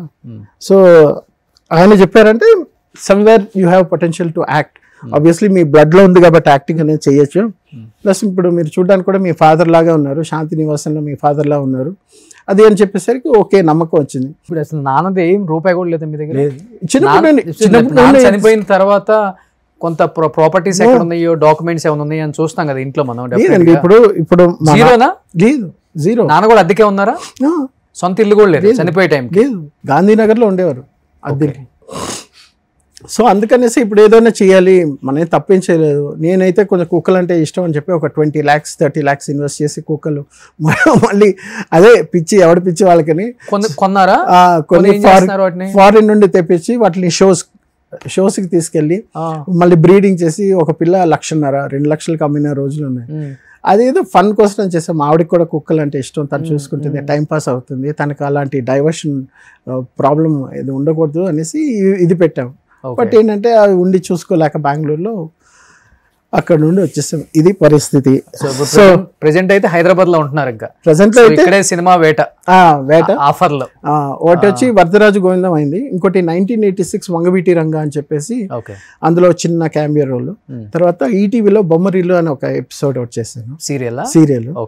సో ఇప్పుడు ఏంటంటే మనకి ఇప్పుడు నాకు కొత్త కదా యాక్టింగ్, ఎలా డైలాగ్ డెలివరీ భయం అయితే లేదు, కెమెరా ఫియర్ లేదు, కానీ నాకు సెన్స్ ఆఫ్ హ్యూమర్ చాలా బాగుంది. అది నేను చెప్తే బాగుంటుంది కానీ చూపిస్తే బాగుంటుంది కాబట్టి. నాన్నగారి డైలాగ్స్ ఏమైనా గుర్తున్నాయా మీకు? నాన్నగారి డిక్షన్ చాలా బాగుంటుందండి, చాలా బాగుంది, ఎక్స్ట్రాడినరీ, ఎవ్వరు మ్యాచ్ చేయలేరు. ఆయన వాయిస్ బేస్ కూడా కృష్ణరాజు గారిది ఎలా ఉంటుంది వాయిస్, సో ఈక్వల్గా ఉంటుంది. వాళ్ళిద్దరూ అలా పోటాపోటీగా ఉంటుంది వాళ్ళిద్దరు స్క్రీన్ మీద. ఒకసారి కృష్ణరాజు గారు కంప్లైంట్ చేశారు మా నాన్నకి, ఏంటి రంగా నువ్వు అనుకొని మీ రిలేటివ్స్ ఒక ఆవిడ వచ్చి నా వీపు బాధేసిందిరా అన్నారు. ఏమైందంటే ఒకసారి ప్లాట్ఫామ్లో ట్రైన్ ఎక్కుతుంటే వెనకాల ఒకే హైట్ ఉంటారు ఇద్దరు కదా, శరత్ బాబు గారు ఈయన కృష్ణరాజు గారు, మా నాన్న ఒకే హైట్, మంచి size, personality. So white version వచ్చి ఈయన శరత్ బాబు, బ్లాక్ డార్క్ వర్షన్ వచ్చి మా నాన్న. ఆ తల అయినా, జబ్బలైనా, బాడీ అయినా ఫుల్ సాలిడ్ పీపుల్ వాళ్ళు. సో ఒకసారి నన్ను కొట్టేసింది రంగా, ఏంటిది మీ రిలేటివ్స్ కొంచెం చెప్పు కొట్టదని. రంగా అని చెప్పి వీపీ దాన్ని కొట్టిందంట ఆవిడ. ఎవర్రా మనల్ని కొట్టేవాళ్ళని చూస్తే, రంగా నువ్వు కాదా, మీరెవరండి అంటే నేను కృష్ణరాజు అన్నారంట. సారీ అండి మా రంగనాథ్ అనుకున్నాం మేము అని సారీ చెప్పారు వాళ్ళు. నాన్నది ఏదైనా డైలాగ్స్ గుర్తున్నాయండి మీకు? లేదండి. ఇప్పుడు మా నాన్న ప్రాక్టీస్ చేయటము, ఇప్పుడు మా నాన్నది నేను చెప్పకూడదు ఎందుకంటే ఆయన వాయిస్ తో విన్న ఆడియన్స్ ఉంది. నేను చెప్పానంటే అది ఏదైనా ఒక 2 lines నాన్నగారిది. లేదు, నాకైతే నేను ఆ జోన్కి వెళ్ళాను. నేను ఆయన జోన్ వేరు, నా జోన్ వేరు. నాదేంటంటే కొంచెం కామెడీ సైడ్, విలన్కి అయినా సరే, కామెడీకి అయినా, ఫాదర్ రోల్, ఈ క్యారెక్టర్ రోల్స్కి అయితే ఐ కెన్ డూ జస్టిఫికేషన్. కానీ నా ప్రైమరీ ఏంటంటే ఆ సెన్స్ ఆఫ్ హ్యూమర్ నాకు చాలా ఎక్కువ ఉంది. అది నేను చెప్పుకోవడం కదా, అవకాశం వస్తే తెలుస్తుంది మీకు, అది పండుతుంది. ఎందుకంటే ఒక సీన్లో ఒకరు వచ్చినప్పుడు వాడు మాట్లాడుతుంటే ఏం చెప్తే అవతల మనిషికి, ఇప్పుడు ఆడియన్స్ పాయింట్ ఆఫ్ వ్యూలో మనం ఇలా చూస్తాం, చూసేటప్పుడు వాడి బాడీ లాంగ్వేజ్లో అయినా సరే, లేదా వాడు చెప్పే డైలాగ్ డెలివరీలో అయినా సరే, ఇచ్చే గ్యాప్లో అయినా, ఒక పదం చెప్పేటప్పుడు ఒక గ్యాప్ ఇస్తే మనం ఏదో ఊహించుకుంటాం. సో ఇవన్నీ నాకు చాలా బాగుంది ఐడియా. సో కాబట్టి ఏంటంటే వచ్చానంటే I can do that magic of comedy on the screen, లేదా జనరల్ క్యారెక్టర్ రోల్స్ చేయడానికి ఉంటుంది అనేసి దానికి హ్యూమర్ బాగుంటే మన అనిల్ రావుపూడి గారు లాంటి షూర్ డెఫినెట్ ఆయన చేతిలో పెడితే షూర్ డెఫినెట్ సో మంచి వజ్రంలా తయారు చేసుకుంటారు. అది నాకు ఆపర్చునిటీలా ఉంటుంది. ఎందుకంటే నేను ఎందుకు చెప్తున్నానంటే మా ఇంట్లో మా నాన్న అయితే పడిపడి నవ్వేవారు నా సెన్స్ ఆఫ్ హ్యూమర్కి. మా నాన్న దేనికి నవ్వరు, దేవుడి దిగి వచ్చినా, జంధ్యాల గారు వచ్చినా కూడా నవ్వరు, చెప్పండి అని ఇలా కూర్చుంటారు. అలాంటిది మా నాన్నని నవ్వించగలను. ఆయన సినిమాల్లో కూడా అంతేనే, గంభీరంగా నవ్వేదే లేదు ఆయన. అవును, అసలు పోలీస్ డ్రెస్ చేస్తే ఎలా ఉంటారు ఆయన, మెగ్నానిమస్ గంభీరంగా ఉంటారు. చిరంజీవి గారు నాన్నగారి కాంబినేషన్ లో మీకు నచ్చిన సినిమా అంటే? నచ్చిన సినిమా అంటే ఒకటి ఖైదీ, అది ఎవర్ గ్రీన్ ఖైదీ. తర్వాత లవ్ ఇన్ సింగపూర్. అదేంటంటే వాళ్ళిద్దరు బ్రదర్స్ లా చాలా బాగుంటుంది, ఇద్దరికి కోపంగా ఉంటుంది, తర్వాత వాళ్ళు తెలుసుకుంటారు బ్రదర్స్ అండ్ లాస్ట్ లో. బట్ అది లవ్ ఇన్ సింగపూర్ చాలా ఇష్టం నాకు. వెంకటేష్ గారి కాంబినేషన్ లో, వెంకటేష్ గారి కాంబినేషన్ లో నాన్న చెప్పింది ఏంటంటే, ఈ ఒక సినిమా వచ్చింది చూడండి, పవన్ కళ్యాణ్ గారు, వెంకటేష్ గారు, మా నాన్న కూడా జడ్జిగా చేశారు అందులో, గోపాల. అప్పుడు వెంకటేష్ గారు, అప్పుడు ఏంటంటే వెంకటేష్ గారు ఫస్ట్ సినిమాలో మా నాన్న యాక్ట్ చేశారు కదా కలియుగ పాండవులు అందులో. అప్పుడు హీజ్ ఎ న్యూ కమర్, ఇప్పుడు నేను ఎలా న్యూ కమరో ఆయన న్యూ కమర్. సో అదే నాన్నతో చెప్పినప్పుడు 2015లో చనిపోకుండా అప్పుడు చెప్పారు, వెంకటేష్ని కలిసాను, వెంకటేష్ అడిగాడు ఇలాగా, ఇప్పుడు నేను యాక్టింగ్ బాగా చేస్తున్నాను సార్, డైలాగ్ డెలివరీ ఎలా ఉంది చెప్పండి అంటే, గుడ్ వెరీ గుడ్ అని చెప్పాను. సో ఆయన ఏం మాట్లాడుకున్నారు అలాంటివి కొన్ని మాకు చెప్తా ఉంటారనమాట. సో అలాగా నాగార్జున గారి కాంబినేషన్లో విక్కీ దాదా అని ఒక సినిమా యాక్ట్ చేశారు, అందులో ఆ టైంలో కూడా చెప్పారు. నాగేశ్వరరావు గారు, అదే నాగార్జున గారు, మా నాన్న అప్పుడు ఆ కాంబినేషన్ సీన్స్ నేను అడిగాను, ఎలా నాన్న అక్కినే నాగేశ్వరరావు గారి కొడుకు ఎలాగా, మాకంతా కొత్త కదా అప్పుడు 80sలో. Good, is a bright fellow, he's from America, ఇంకా రాణిస్తాడు చూడు, మరి ఎలా నాన్న లుక్స్ ఎలా ఉంది అంటే, లుక్స్ ఏంట్రా మారుతుంది, మేకప్ అనేది పడాలి, ఇండస్ట్రీకి వచ్చిన తర్వాత మేకప్ వేసి తీసి యాక్ట్ చేసిన తర్వాత ఆ ట్యూన్ ఇన్ అయిన తర్వాత ఫేస్ మారిపోతుంది ఆటోమేటిక్గా, దానికి టైం ఇవ్వాలి, అంతలోపల మన వాళ్ళు న్యూస్ పేపర్ వాళ్ళు చింపేస్తారు కదా అన్నారు. అలాగే చింపేశారు అందరినీ. సో ఇప్పుడు మీరు అల్లు అర్జున్ గారి గంగోత్రి తీసుకున్నా, ఇప్పుడు పుష్ప తీసుకున్నా, ట్రాన్స్ఫర్మేషన్ ఇట్ టేక్స్ టైం. ఇదంతా ఎందుకు చెప్తున్నానంటే, నేను ఇప్పుడు ఇండస్ట్రీలో రావాలి అని నేను సాక్షి శివ దగ్గర మాట్లాడినప్పుడు అన్నీ గీతోపదేశం చేశాను. మేము చిన్నప్పటి నుండి ఒకే దగ్గర పెరిగాను. నాకు మేకప్ పడిన తర్వాత మెల్లిగా ఫేస్ మారుతుంది, టోన్ సెట్ అవుతుంది. నువ్వు డైలాగ్స్ వచ్చినవన్నీ మీ నాన్నలా చెప్పేద్దాం, ఫస్ట్ సినిమాకి ఆస్కర్ అవార్డు తీసుకున్నా అన్ని పెట్టుకో, రోషన్తో ఇంటర్వ్యూ జరిగింది, నువ్వు కూడా ఇల్లు అన్నారు. అంటే వెళ్తాను, కానీ శివ రోషన్ అడిగే ప్రశ్నలు మీకు తెలుసు కదా, ఏదో IAS IPS కూడా క్లియర్ చేసేస్తారు, నాకు అంత కాన్ఫిడెన్స్. ఆయన దగ్గరికి వెళ్తే ఎక్కడ తిరిగి, అవును నాకు కరెక్టే, నేను కూడా కొన్ని లూజ్ చెప్పేసాను రా అన్నారు. అని తర్వాత అవును శివ, బికాస్ శివ గురించి మీకు తెలుసు కదా, వెరీ నైస్ పర్సన్. సాక్షి రంగారావు, మేమంతా ఒకే ఏరియాలో ఉండేవాళ్ళు. మేమంతా ఒకే దగ్గర పెరిగి, నేను శివ షటిల్ కాక్ ఆడేవాళ్ళు.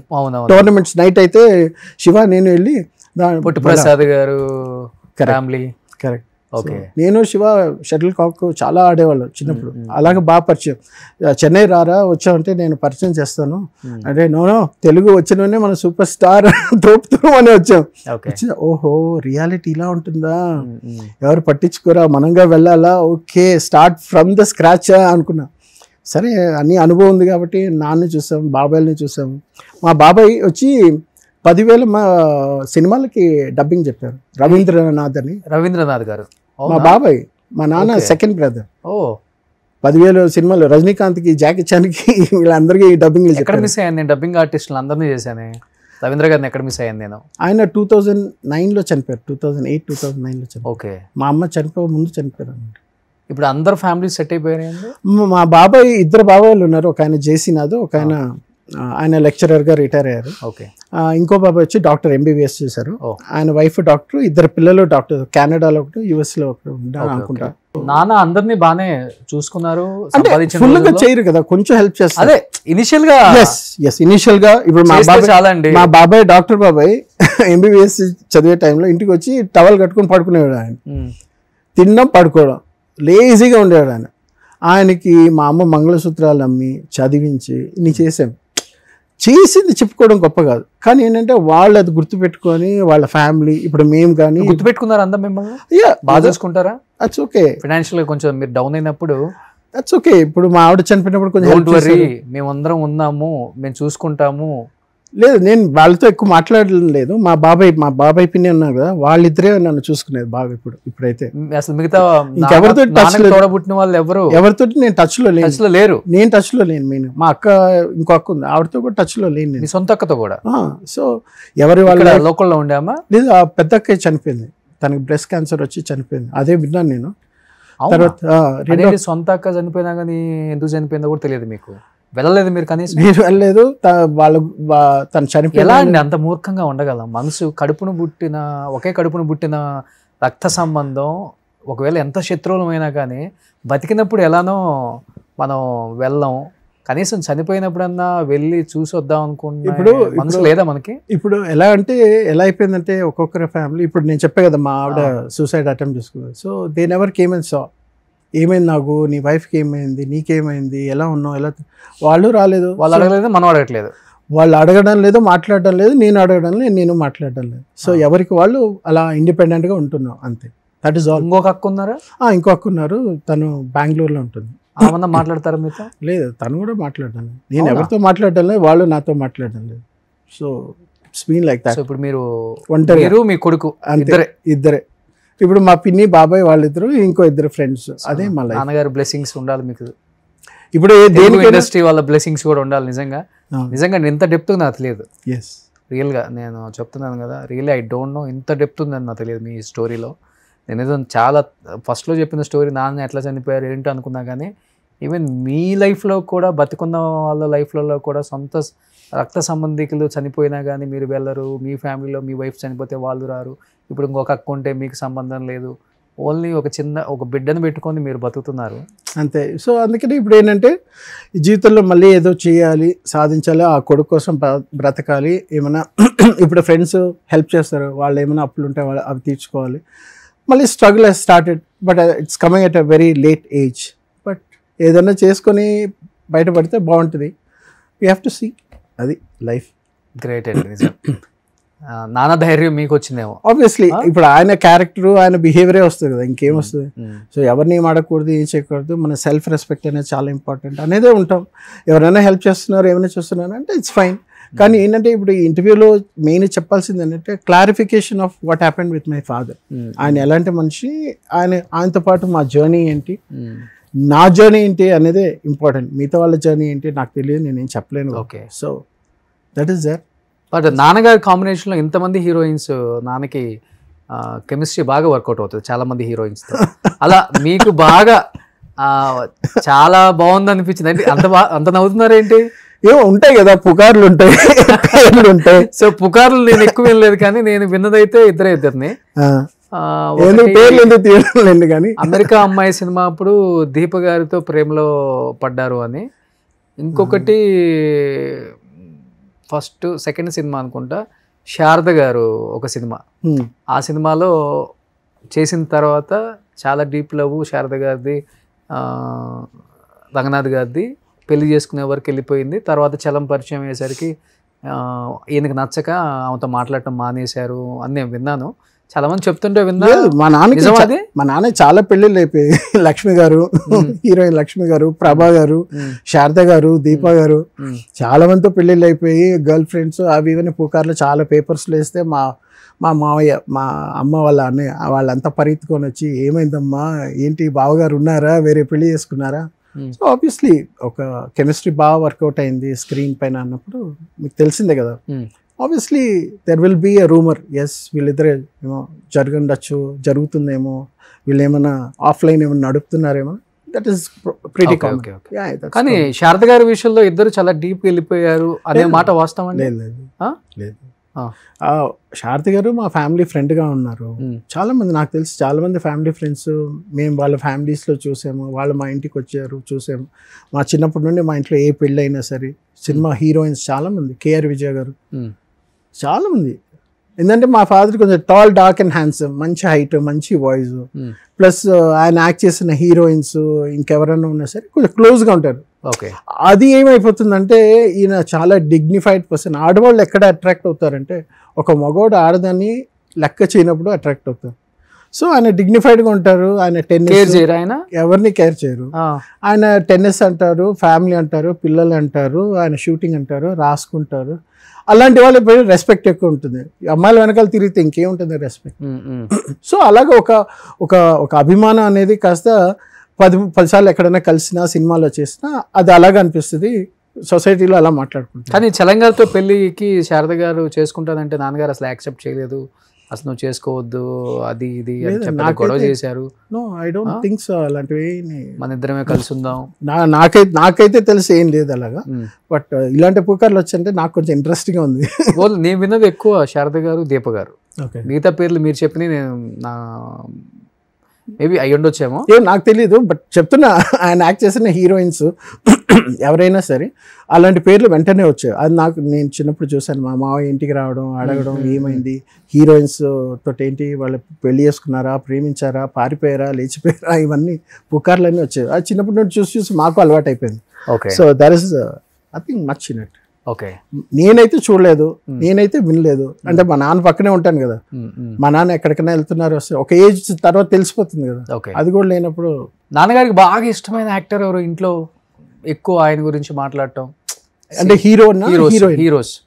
హీరోస్లో మా నాన్నకి బాగా నచ్చిన యాక్టర్స్ అంటే నసీరుద్దీన్ షా, ఓకే, అక్కడ హిందీలో. తెలుగులో అయితే కమల్ హాసన్, అక్కడ చిరంజీవి గారు చాలా ఇష్టం. చిరంజీవి గారి కామెడీ టైమింగ్స్ చాలా ఇష్టం. Okay, as a friend, as a బ్రదర్గా చాలా ఇష్టం చిరంజీవి గారు. యాక్టర్స్ అంటే ఆయనకి నచ్చిన యాక్టర్స్ అంటే ఎవరు ఉంటారు? ఎన్టీ రామారావు గారు ఉంటారు, నాగేశ్వరరావు గారు ఉంటారు, ఎస్వి రంగారావు గారు ఉంటారు, సావిత్రి గారు ఉంటారు. అది కాకుండా అంటే క్లోజ్ ఫ్రెండ్స్ అంటే ఇప్పుడు మన శరత్ బాబు గారు, గిరిబాబు గారు, శరత్ బాబు గారు చాలా క్లోజ్. సో చలపతిరావు ఏమో లిటిల్ క్లోజ్. నేనైతే బాగా చూస్తుంది శరత్ బాబు గారు. మా ఇంట్లో ప్రతి దానికి వస్తారు నాతో. మంచి ఫ్రెండ్స్. వెరీ. వాళ్ళ అమ్మ నాన్న చనిపోయినప్పుడు వచ్చారు ఆయన కూడా. ఆయన వచ్చారు. అమ్మ చనిపోయినప్పుడు వచ్చారు, నాన్న చనిపోయినప్పుడు రాలేదు అనుకుంటా. ఐ వాజ్ నాట్ వెల్ అనుకుంటా. ఓకే. ఇక్కడ ఫిల్మ్ చేంబర్ ఇక్కడ తీసుకొని వెళ్ళినప్పుడు ఈయన శివాజీ రాజా వాళ్ళంతా అప్పుడు వచ్చారు. ముగ్గురు పెళ్ళాంస్ నాన్న డైరెక్టర్ ప్రొడ్యూస్ చేశారు కదా. ఇప్పుడు చూడండి లక్ ఫేట్ అనేది ఎలా ఉంటుందంటే, నాకు 2-3 సార్లు ఛాన్స్. ఇప్పుడు మా నాన్నయ్య సినిమా మొగుడు పెళ్ళాంస్ అనేది తీయడానికి కారణం, తీసేటప్పుడు ఏంటంటే నువ్వు చేస్తావా నన్ను అడిగారు. నేను చేయను అన్న. దాని తర్వాత ఈ సినిమాలో హీరోని ఎవరు పెట్టాలి నన్ను అడిగారు. పడితే నేను రికమెండ్ చేసిన పేరు శివాజీరాజు. మీకు అర్థమవుతుందా? నేను చెప్తే రికమెండ్ చేస్తే పేరు వచ్చింది శివాజీరాజు. ఆయన పెట్టారు. సార్ టైటిల్ ఏం పెడతామరా అంటే మొగుడ్స్ ఫిల్మ్స్ అనే టీవీ సీరియల్ వస్తుంది, ఇదేదో కొత్తగా ఉందన్నా పెట్టండి అన్న. ఇది ఏంటి సినిమా ఏంటంటే మిస్సమ్మా టైప్లో తీశారు నాన్న. ఓకే. మిస్సమ్మా సినిమాని దీన్ని కొత్తగా మొగుడ్స్ ఫిల్మ్స్ అని తీశారు. ఏదో వచ్చింది అదేనా? పాత మిస్సమ్మ ఎన్టీ రామారావు, సావిత్రి గారు. సో అలాంటి స్టోరీరా ఇది అంటే కొత్తగా చేయాలనుకుంటున్నా అంటే మరి ఈయన రాజేంద్ర ప్రసాద్ గారు మిగతా యాక్టర్స్ ఉన్నారు కదా కామెడీలో, లేకపోతే నరేష్ గారు వీళ్ళంతా ఉన్నారు. ఎందుకు నాన్న అంటే శివాజీ రాజు అయితే మనకి శాటిలైట్ రైట్స్ 20 lakhs ఏదో వస్తుంది అదేదో అప్పుడు చెప్పారు. అది నాకు నాట్ ష్యూర్, బట్ అది చెప్పడం వల్ల ఏంటంటే అట్లీస్ట్ సినిమా ఏమైనా ఒకవేళ ఎలా అయినా సరే at least there is somebody who can do marketing for your movie కాబట్టి ప్రొడ్యూసర్ కొంచెం సేఫ్ అవుతారు కాబట్టి I think you should go with Sivaji Raja. ఆయన కొత్త అయినా ఆయనకు కూడా లైఫ్లో కొత్త బ్రేక్ వస్తుంది. ప్లస్ ఎలాగో ఆయన మా TV, if I'm not wrong, మా టీవీ రైట్స్ ఏదో శాటిలైట్ రైట్స్ నాకైతే కరెక్ట్గా తెలియదు, 20 lakhsకి అయితే వస్తుంది. 50 lakhs ఎంత పెట్టి సినిమా తీద్దాం అనుకుంటున్నాం బడ్జెట్ అది అని చెప్పినప్పుడు. నానే ప్రొడ్యూసర్ కదా? నాన్న కాదు, వేరే ప్రొడ్యూసర్ ఏదో అన్నారు. లేదు ప్రొడ్యూసర్ కాదు, డైరెక్టరీ. మరి డబ్బులు పెట్టారో ఏమో కానీ ఆయన ప్రొడ్యూసర్ ఎవరైతే ఉన్నారో ఆయన వచ్చేసి మన ఈ బాడీ గార్డ్స్ వాళ్ళంతా ఇస్తారు చూడండి, చాలా కంపెనీస్కి బాడీ గార్డ్స్ లేకపోతే సెక్యూరిటీ ఫోర్సెస్ ఇస్తారు. ఆ దానికి ఆ సంస్థకి ఆయన ఒక పెద్ద CEO. ఓకే. ఆయన ప్రొడ్యూస్ చేస్తానంటే అప్పుడు నాన్న కూర్చొని చేశారు. నన్ను ఎన్నోసార్లు అడిగారు నువ్వు చేయరా. నేను దాని ముందు వరకు కృష్ణవంశీ గారు వెనకాల పడ్డా. నీకు ఎవరు ఇష్టం చెప్పారంటే సార్ కృష్ణవంశీ గారు నాన్న అంటే, సార్ నేను కృష్ణవంశీతో మాట్లాడేసి నీకు నంబర్ ఇస్తానని చెప్పి నాకు ఇచ్చారు. నంబర్ ఇస్తే అప్పుడే నితిన్ సినిమా ఒకటి జరిగింది చూడండి, ఏంటి హనుమంతుడు, నితిన్ గారు, ఓకే, చార్మి వాళ్ళంతా. ఆ టైంలో February, March 2005 if I'm not Sri Anjaneyam. అప్పుడు సరే నువ్వు మాట్లాడారంటే సార్ నేను వెళ్తే హీరోగా చేయొచ్చు కదా, మన ఫీలింగ్ అలా ఉంటుంది కదా అనేసి అప్పుడు ఆయనతో మాట్లాడితే అయిపోతుందండి, ఈ మార్చ్కి అయిపోతుంది, దాని తర్వాత మనం కలుద్దాం. ఏనన్నా నేను కాల్ చేస్తే కృష్ణవంశీ గారు అంటే ఈ సెట్ ఈ ask me to come and meet in March అంటే, అలా కాదురా వాళ్ళంతా పెద్దవాళ్ళు రా, మనం అనుకున్నట్టు కాదు, నువ్వు అనుకున్నట్టు కాదురా, వాళ్ళంతా పెద్దవాళ్ళు, యూ హ్యావ్ టు గో. అదే చెప్పే కదా సినిమా ఇండస్ట్రీ అంటే యూ హ్యావ్ టు గో, వెనక పడి అడిగి నేర్చుకొని చేయాలి. అప్పుడు 2006లో కోటా శ్రీనివాసరావు కొడుకున్నాడు ప్రసాద్. సో నేను తను కొద్దిగా క్లోజ్ ఫ్రెండ్. ఎలాగా ఈ కుక్కల వల్ల తన దగ్గర మంచి మేల్ జర్మన్ షెపర్డ్ ఉంటే నా దగ్గర ఫీమేల్ ఉంది. సరే బ్రీడర్ ఒక దగ్గరికి వెళ్తే మంచి క్వాలిటీ డాగ్ అంటే కోటా శ్రీనివాస నాకు తెలుసు అని చెప్పి వెళ్ళి అప్పుడు మాట్లాడినప్పుడు ప్రసాద్ నేను బాగా క్లోజ్ అయ్యాం. డాగ్స్ మీటింగ్ చేసి పిల్లలు పెట్టారు.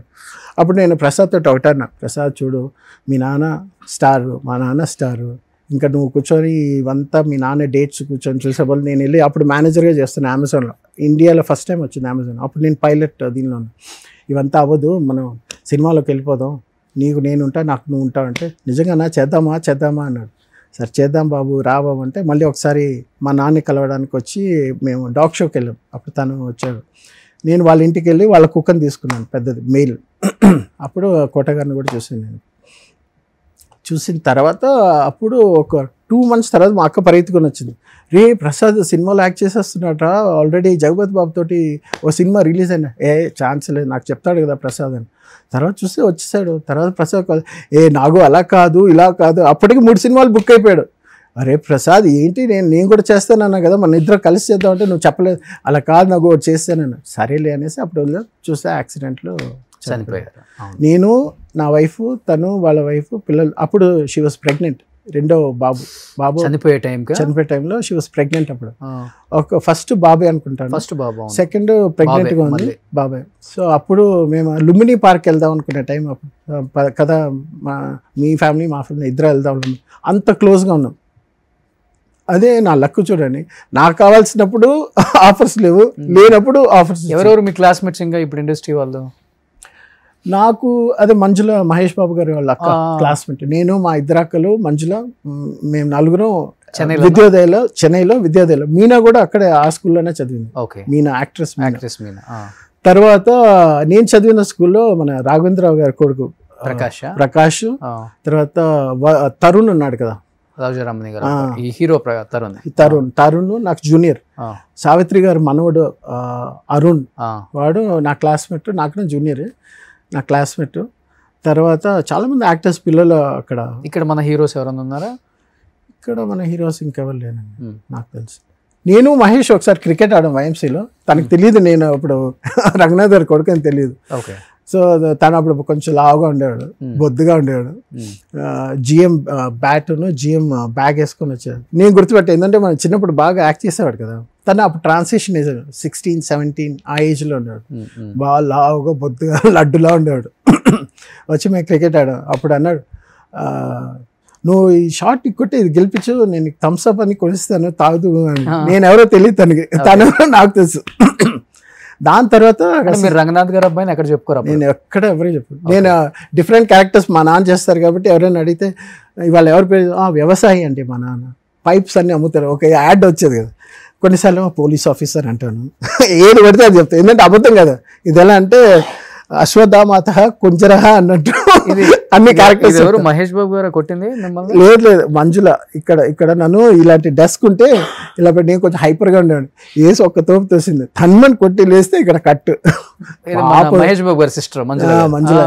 సో తను తోసేసరికి ఇక్కడ కట్ అయింది. తర్వాత కొంచెం పెద్ద అయిన మా అక్క పెళ్ళికి కార్డు ఇవ్వడానికి వెళ్తే, రారా మంజుల ఇంటికి వెళ్ళి ఇచ్చేసి వద్దాం, మహేష్ కూడా ఉంటాడని వెళ్ళాం. అప్పుడే రమేష్ వచ్చి మేడపైకి వెళ్తున్నాడు. తర్వాత మంజుల పిలిస్తే వచ్చింది. వచ్చిన తర్వాత శైలు చెప్పు ఏంటని మా అక్కతో మాట్లాడుతూ నేను ఇలా చూస్తా ఉన్నా. కాసేపు నాకు బాగున్నా అంటే, నీ వల్లే నా సినిమా కెరియర్ పోయింది చూసావా, లేకపోతే హీరోయిన్ అని. ఏ శైలు చూడవే వాడు ఎలా మాట్లాడుతున్నాడు చూడ, నేను లబలబ కొట్టేసుకుంటాను. తర్వాత నేను అప్పుడు ఆల్మోస్ట్ డిగ్రీలో కొట్టించుకున్నారు. లేదు, ఇది చిన్నప్పుడు సెకండ్ స్టాండర్డ్ లో జరిగింది. తన ఆట పట్టించాలని చెప్పి డిగ్రీ అయిపోయే టైం పెళ్లి, మా అక్క పెళ్లికి అప్పుడు కార్డు ఇవ్వడానికి వెళ్ళాం. అప్పుడు తను వీడు చూడ చిన్నప్పుడు తగిలింది ఇంకా గుర్తుపెట్టి మనసులో పెట్టేసుకున్నాడు చూడే అని అనింది. అలా ఆల్మోస్ట్ అందరు యాక్టర్స్ పిల్లలు అందరు కలిసి చదువుతున్నారు. కొంచెం ఒక్కొక్క స్టేజ్ లో. ఒకసారి సూర్య వాళ్ళ ఇంటికి వెళ్ళాం చిన్నప్పుడు, వాళ్ళ శివకుమార్ వాళ్ళ ఫాదర్, నేను, మా ఇద్దరు అక్కలు, మా నాన్న, అమ్మ అందరూ బాగా ఆర్టిస్ట్, బాగా డ్రా చేస్తారు. అప్పుడు వీళ్ళు చిన్న చిన్న పిల్లకాయలు, సూర్యను, కార్తీ. సో అప్పుడు చూసా, గుర్తుంది. తర్వాత ఇప్పుడు బాగా పెద్దవాళ్ళు అయిపోయారు, ఆల్ బిగ్ యాక్టర్స్. ఇప్పుడు రామ్ చరణ్, అల్లు అర్జున్, ప్రభాస్ వీళ్ళంతా. రామ్ చరణ్ చాలా జూనియర్స్ మీకు. రామ్ చరణ్ చిన్నోడండి. నేను చెప్పేది 80s లో తను పుట్టినప్పుడు 1 year బర్త్డే బేబీ ఉండేటప్పుడు మేము వెళ్ళాము. అప్పుడు యాక్చువల్లీ ఆ బర్త్డేకి నేను కూడా వెళ్ళలేదు, డ్రెస్ సరిగ్గా లేదని చెప్పి మీరు వెళ్ళండి అంటే మా అమ్మ నాన్న మా ఇద్దరు అక్కలు వెళ్ళారు. నువ్వు రావారా అంటే లేదన్న నేను రాను, ఆడడానికి వెళ్ళిపోయాను. అప్పుడు చోళా షెరటన్లో తన బర్త్డే సెలబ్రేట్ చేస్తున్నారని చిరంజీవి గారు అందరినీ పిలిచారు. అప్పుడు మా నాన్న అందరూ వెళ్ళారు. అలాగే నాకు ఏంటంటే ఆ కార్డు, గ్రీటింగ్ కార్డులో తన రామ్ చరణ్ ఫోటో, చిన్న బేబీ, 1 year బేబీ తను. సో అది గుర్తుంది రామ్ చరణ్. మా నాన్న నాకు, చిరంజీవి గారు, పవన్ కళ్యాణ్కి బొమ్మలు తెచ్చారు లవ్ ఇన్ సింగపూర్ తర్వాత. అదొక మెమరీ. నాకు కొన్ని బొమ్మలు, గన్స్, కార్స్, అవన్నీ, బాలు, బట్టలు అవన్నీ. చిరంజీవి గారు ఏమో అప్పుడు పవన్ కళ్యాణ్ వాళ్ళ ఫ్యామిలీ వాళ్ళకంతా, ఆంటీ సురేఖ ఆంటీ వాళ్ళకందరికీ అప్పుడు తెచ్చారు. సో వీ రిమెంబర్ ఆ పాత రోజులు ఎలా ఉండే. మా పెద్దక్క పెళ్ళికి ఆవిడ సురేఖ ఆంటీ వచ్చారు. తర్వాత అలాగా కొన్ని ఫేసెస్లో కొంతమంది మన జీవితాల్లో వస్తారు, వెళ్తూ ఉంటారు. So it's all part and parcel. ఇంకొకటి ఏంటంటే ఇండస్ట్రీలో స్టార్డమ్ ఉంటేనేమో అదొక వాల్యూ. ఇప్పుడు మా నాన్నకి స్టార్డమ్ ఉండేటప్పుడు పెద్ద హీరోస్, పెద్ద హీరోయిన్స్ నేను ఉండేటప్పుడు పక్కన వచ్చి పొగిడేసి, బుగ్గలు గిల్లేసి, ఎత్తుకొని, ఆడించి పాడించి, దా కూర్చోరా నువ్వు నా పక్కన ఉండు, అది ఇదే అంటారు. ఇప్పుడు అదన్నీ లేనప్పుడు అదే మనిషి ఇప్పుడు కొన్నేళ్ల తర్వాత కలిసాం, కొంతమంది చూస్తాం కదా, చూసిన తర్వాత అదే మనిషి ఓకే అంటారు. yes of course industry that is common. అది మనం జీర్ణించుకోవాలి. సక్సెస్ మాట్లాడిద్దండి. ఇప్పుడు చూడండి, ఇండస్ట్రీలో మీరు ఒక పెద్ద స్టార్ హీరో చనిపోతే ఆ ఇంట్లో ఆయన తర్వాత ఆయన కొడుకు స్టార్ హీరో అయ్యి ఉంటేనేమో ఇండస్ట్రీ మొత్తం కదిలి వస్తుంది. అదే ఒక స్టార్ యాక్టర్ చనిపోయాడు అనుకోండి, అందరు స్టార్లతో యాక్ట్ చేసిన పెద్ద యాక్టర్, ఒక 500 సినిమాలు చేసిన యాక్టర్, ఆయన చనిపోయిన తర్వాత ఆయన కుటుంబంలో ఇండస్ట్రీకి సంబంధించి ఒక డైరెక్టర్, ఒక హీరోను ఎవరైనా ఉంటే వస్తారు, లేకపోతే మటుకు కనీసం పట్టుమంది 10 మంది కూడా కనిపించరు అక్కడ. కరెక్ట్. ఊరికే ట్విట్టర్లోనో ఫేస్బుక్లోనో సంతాపం అలా తెలియజేస్తారు. చాలా బాధగా ఉంది, మనసు కలిచివేసింది, తట్టుకోలేకపోతున్నాను. ఇండస్ట్రీ ఒక ఆనిముత్యాన్ని కోల్పోయింది. ఏం కోల్పోయిందని చెప్పి లేపు అక్కడ దాకా వెళ్ళి చూసి రాలేవు అంటే తప్పుగా అంటలేదు, ఇది జరుగుతుంది సొసైటీలో. ఇండస్ట్రీలో ఎక్కువ కనిపిస్తుంది బయట వాళ్ళకి. కనీసం చనిపోతే పట్టమని 10 మంది రాలేదు, ఏం మనుషులు మీరు అని వాళ్ళు మాట్లాడుకుంటున్నప్పుడు మనం వింటాం కాబట్టి జస్ట్ వ్యక్తపరుస్తున్నాను అంతే. అదే ఇప్పుడు చిరంజీవి గారు రావాల్సిన అవసరం లేదు, ఆయన వచ్చారు. నెక్స్ట్ మా నాన్న చనిపోయిన తర్వాత దహనం చేసే దగ్గర స్టార్ట్ అయిపోతుంది అనే టైంలో ఎస్పీబీ గారు కాల్ చేసి, మా బాబాయ్కి చెప్పే కదా అనిల్ కిషోర్ అని, ఆయనకు కాల్ చేసి ఉండమనండి వాళ్ళ అబ్బాయికి చెప్పండి నేను వస్తున్నానని చెప్పండి అంటే, చెన్నై నుండి ఫ్లైట్ తీసుకొని హైదరాబాద్లో అక్కడ నుండి ఎయిర్పోర్ట్ నుండి వచ్చాను. 2.5 hours పట్టింది. కానీ ఆయన రావాల్సిన అవసరం లేదు. కొంతమంది ఉంటారు. ఆయన వచ్చారు, వచ్చిన తర్వాత 2 చేతులు తీసి దండం పెట్టి, చాలా థ్యాంక్స్ అమ్మా నా కోసం ఆపిపెట్టామని మా నాన్న కాళ్ళకి దండం పెట్టి. ఇప్పుడేమో ఒక స్టార్ హీరో సినిమా బాగా హిట్ అయితే ఇంకొక స్టార్ హీరో తట్టుకోలేని పరిస్థితులలో ఆ స్టార్ హీరోని ఎట్లా అనగదొక్కాలి, ఎట్లా ట్రోల్స్ చేయించాలి మా వాళ్ళ ఫ్యాన్స్తో అనేది ఇప్పుడు ఇదొక ట్రెండ్, కొత్త ట్రెండ్. సో నడుస్తూనే ఉంటుందండి ఇండస్ట్రీ అంటే. Common, it's quite common. Pan India pan వాళ్ళు వచ్చిన తర్వాత నేను నాకన్నా గొప్ప వాళ్ళు లేడు అనేది ఇంకా ఎక్కువైపోయింది హీరోస్ లో. సో ఎనీహౌ ఇంత కాంపిటీషన్ ఈ ఫీల్డ్ లో మీకు మంచి అవకాశాలు రావాలని ఎన్నో విషాద గాథలు చాలా మంది కుటుంబాలలో జరుగుతుంటాయి. బట్ మీకు వచ్చిన బాధ, ఇంత పెద్ద బాధని మేబీ మీ నాన్నగారిని ఇష్టపడే వాళ్ళకి కూడా చాలామంది తెలిసి ఉండదు కాబట్టి ఒక ఇంటర్వ్యూ ద్వారా మీరు తెలియజేయాలనుకున్నారు, తెలియచేశారు. ఇండస్ట్రీ అంతా చూస్తుంది, ప్రజలు చూస్తారు, మీ నాన్నగారిని అభిమానించే ప్రజలు చూస్తారు, ఫ్యాన్స్ చూస్తారు, డైరెక్టర్స్ ప్రొడ్యూసర్స్ కూడా చూస్తారు, హీరోస్ కూడా చూస్తారు. చూసి పాజిటివ్గా ఫీల్ అయ్యి మిమ్మల్ని పిలిచి మంచి అవకాశాలు అయితే ఇస్తారని నేను మనస్ఫూర్తిగా నమ్ముతున్నాను. సో హ్యాపీగా ఉండండి, బాబుని బాగా చూసుకోండి, కుదిరితే మంచి అమ్మాయిని మీ లైఫ్ లోకి తీసుకొచ్చుకోండి, వద్దండి తోడుగా ఉండేలా చూసుకోండి. నాకు ఉండేది ఒకే ఒక బాధ్యత, మా అబ్బాయి ఒకడే. ఇప్పుడు మళ్ళీ మోసి బరువు బాధ్యతలు లేవండి. మా అబ్బాయిని కొంచెం చదివిచ్చేసి వాడికి ఎవరైనా ఇచ్చి పెళ్లి చేస్తే అయిపోయింది. మై రెస్పాన్సిబిలిటీ, ఈ భూమి పైన ఉండే రెస్పాన్సిబిలిటీ అయిపోయింది. ఇంకా నా పర్సనల్ ఇంట్రెస్ట్ కొద్దీ ఏదో మనం చదివేమో పీకేమో ఇంత నాలెడ్జ్ ఉంది అది 10 మందికి పంచాలనే ఒక దూల లేకపోతే ఒక ఏదైనా ఆశ ఉంటే అది తీసుకోవడం తప్ప ఇంకేం లేదు నాకు. ఈ ప్రపంచం భూమి పైన బతకడానికి ఒక్క కారణం లేదు. ఇంకా మా అబ్బాయి ఒక్కడే ఉన్నాడు నా ప్రపంచం. అది మా ఫ్రెండ్స్ హెల్ప్ చేశారు. వాళ్ళకి ఆర్థికంగా ఓకేనండి, ఓకే నడుస్తుంది. ఆర్థిక ఇబ్బంది అని మాట్లాడడం స్టార్ట్ చేస్తే అది మహాసముద్రం, దేనికి ఆగదు అది. బట్ ఏది ఉన్నా వెళ్తా ఉండాలి. You should go with the flow. ఇది ఉంది ఇది లేదని ఒకసారి కంప్లైనింగ్ మోడ్కి వెళ్తే ప్రతిదీ కంప్లైనింగ్ అయిపోతుంది. ఉన్నా లేకపోయినా ఎలా బతుకుతున్నావు, ఏదే హెల్ప్ ఇస్తున్నా, పని చేసుకోవాలి, బతకాలి, అంతే. అదే మోటివ్. సో ఎనీహౌ అది దేవుడు మీకు నిజంగా ఎక్కువ ధైర్యాన్ని ఇవ్వాలని మనస్ఫూర్తిగా కోరుకుంటున్నానండి. So thank you so much Nagi గారు. సారీ అందరూ ఏమని పిలుస్తారు? నాగి అని పిలుస్తారు. చెన్నైలో అందరూ ఫ్రెండ్స్ అందరూ నాగి అని పిలుస్తారు. ఇక్కడైతే కొంతమంది నా పేరు నాగేంద్ర కుమార్. నేను సినిమాలో వైభవ్ రంగనాథ్ అని పెట్టుకున్నా.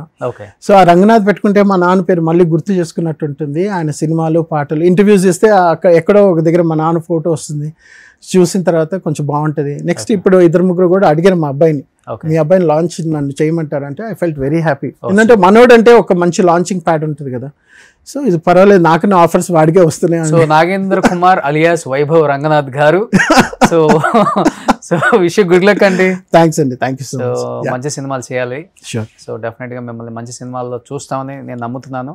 నాన్నగారు చేసిన ప్రతి స్టార్ హీరో ఇప్పటికీ స్టార్ లాగే ఉన్నారు కాబట్టి ఆ స్టార్లతో కూడా మీరు వర్క్ చేయాలి. థ్యాంక్స్ అండి, థ్యాంక్ యూ అండి. Thank you so much. Suman టీవీలో మీ పర్సనల్ అండ్ బిజినెస్ ప్రమోషన్స్ కోసం కింది నెంబర్కి కాంటాక్ట్ చేయండి.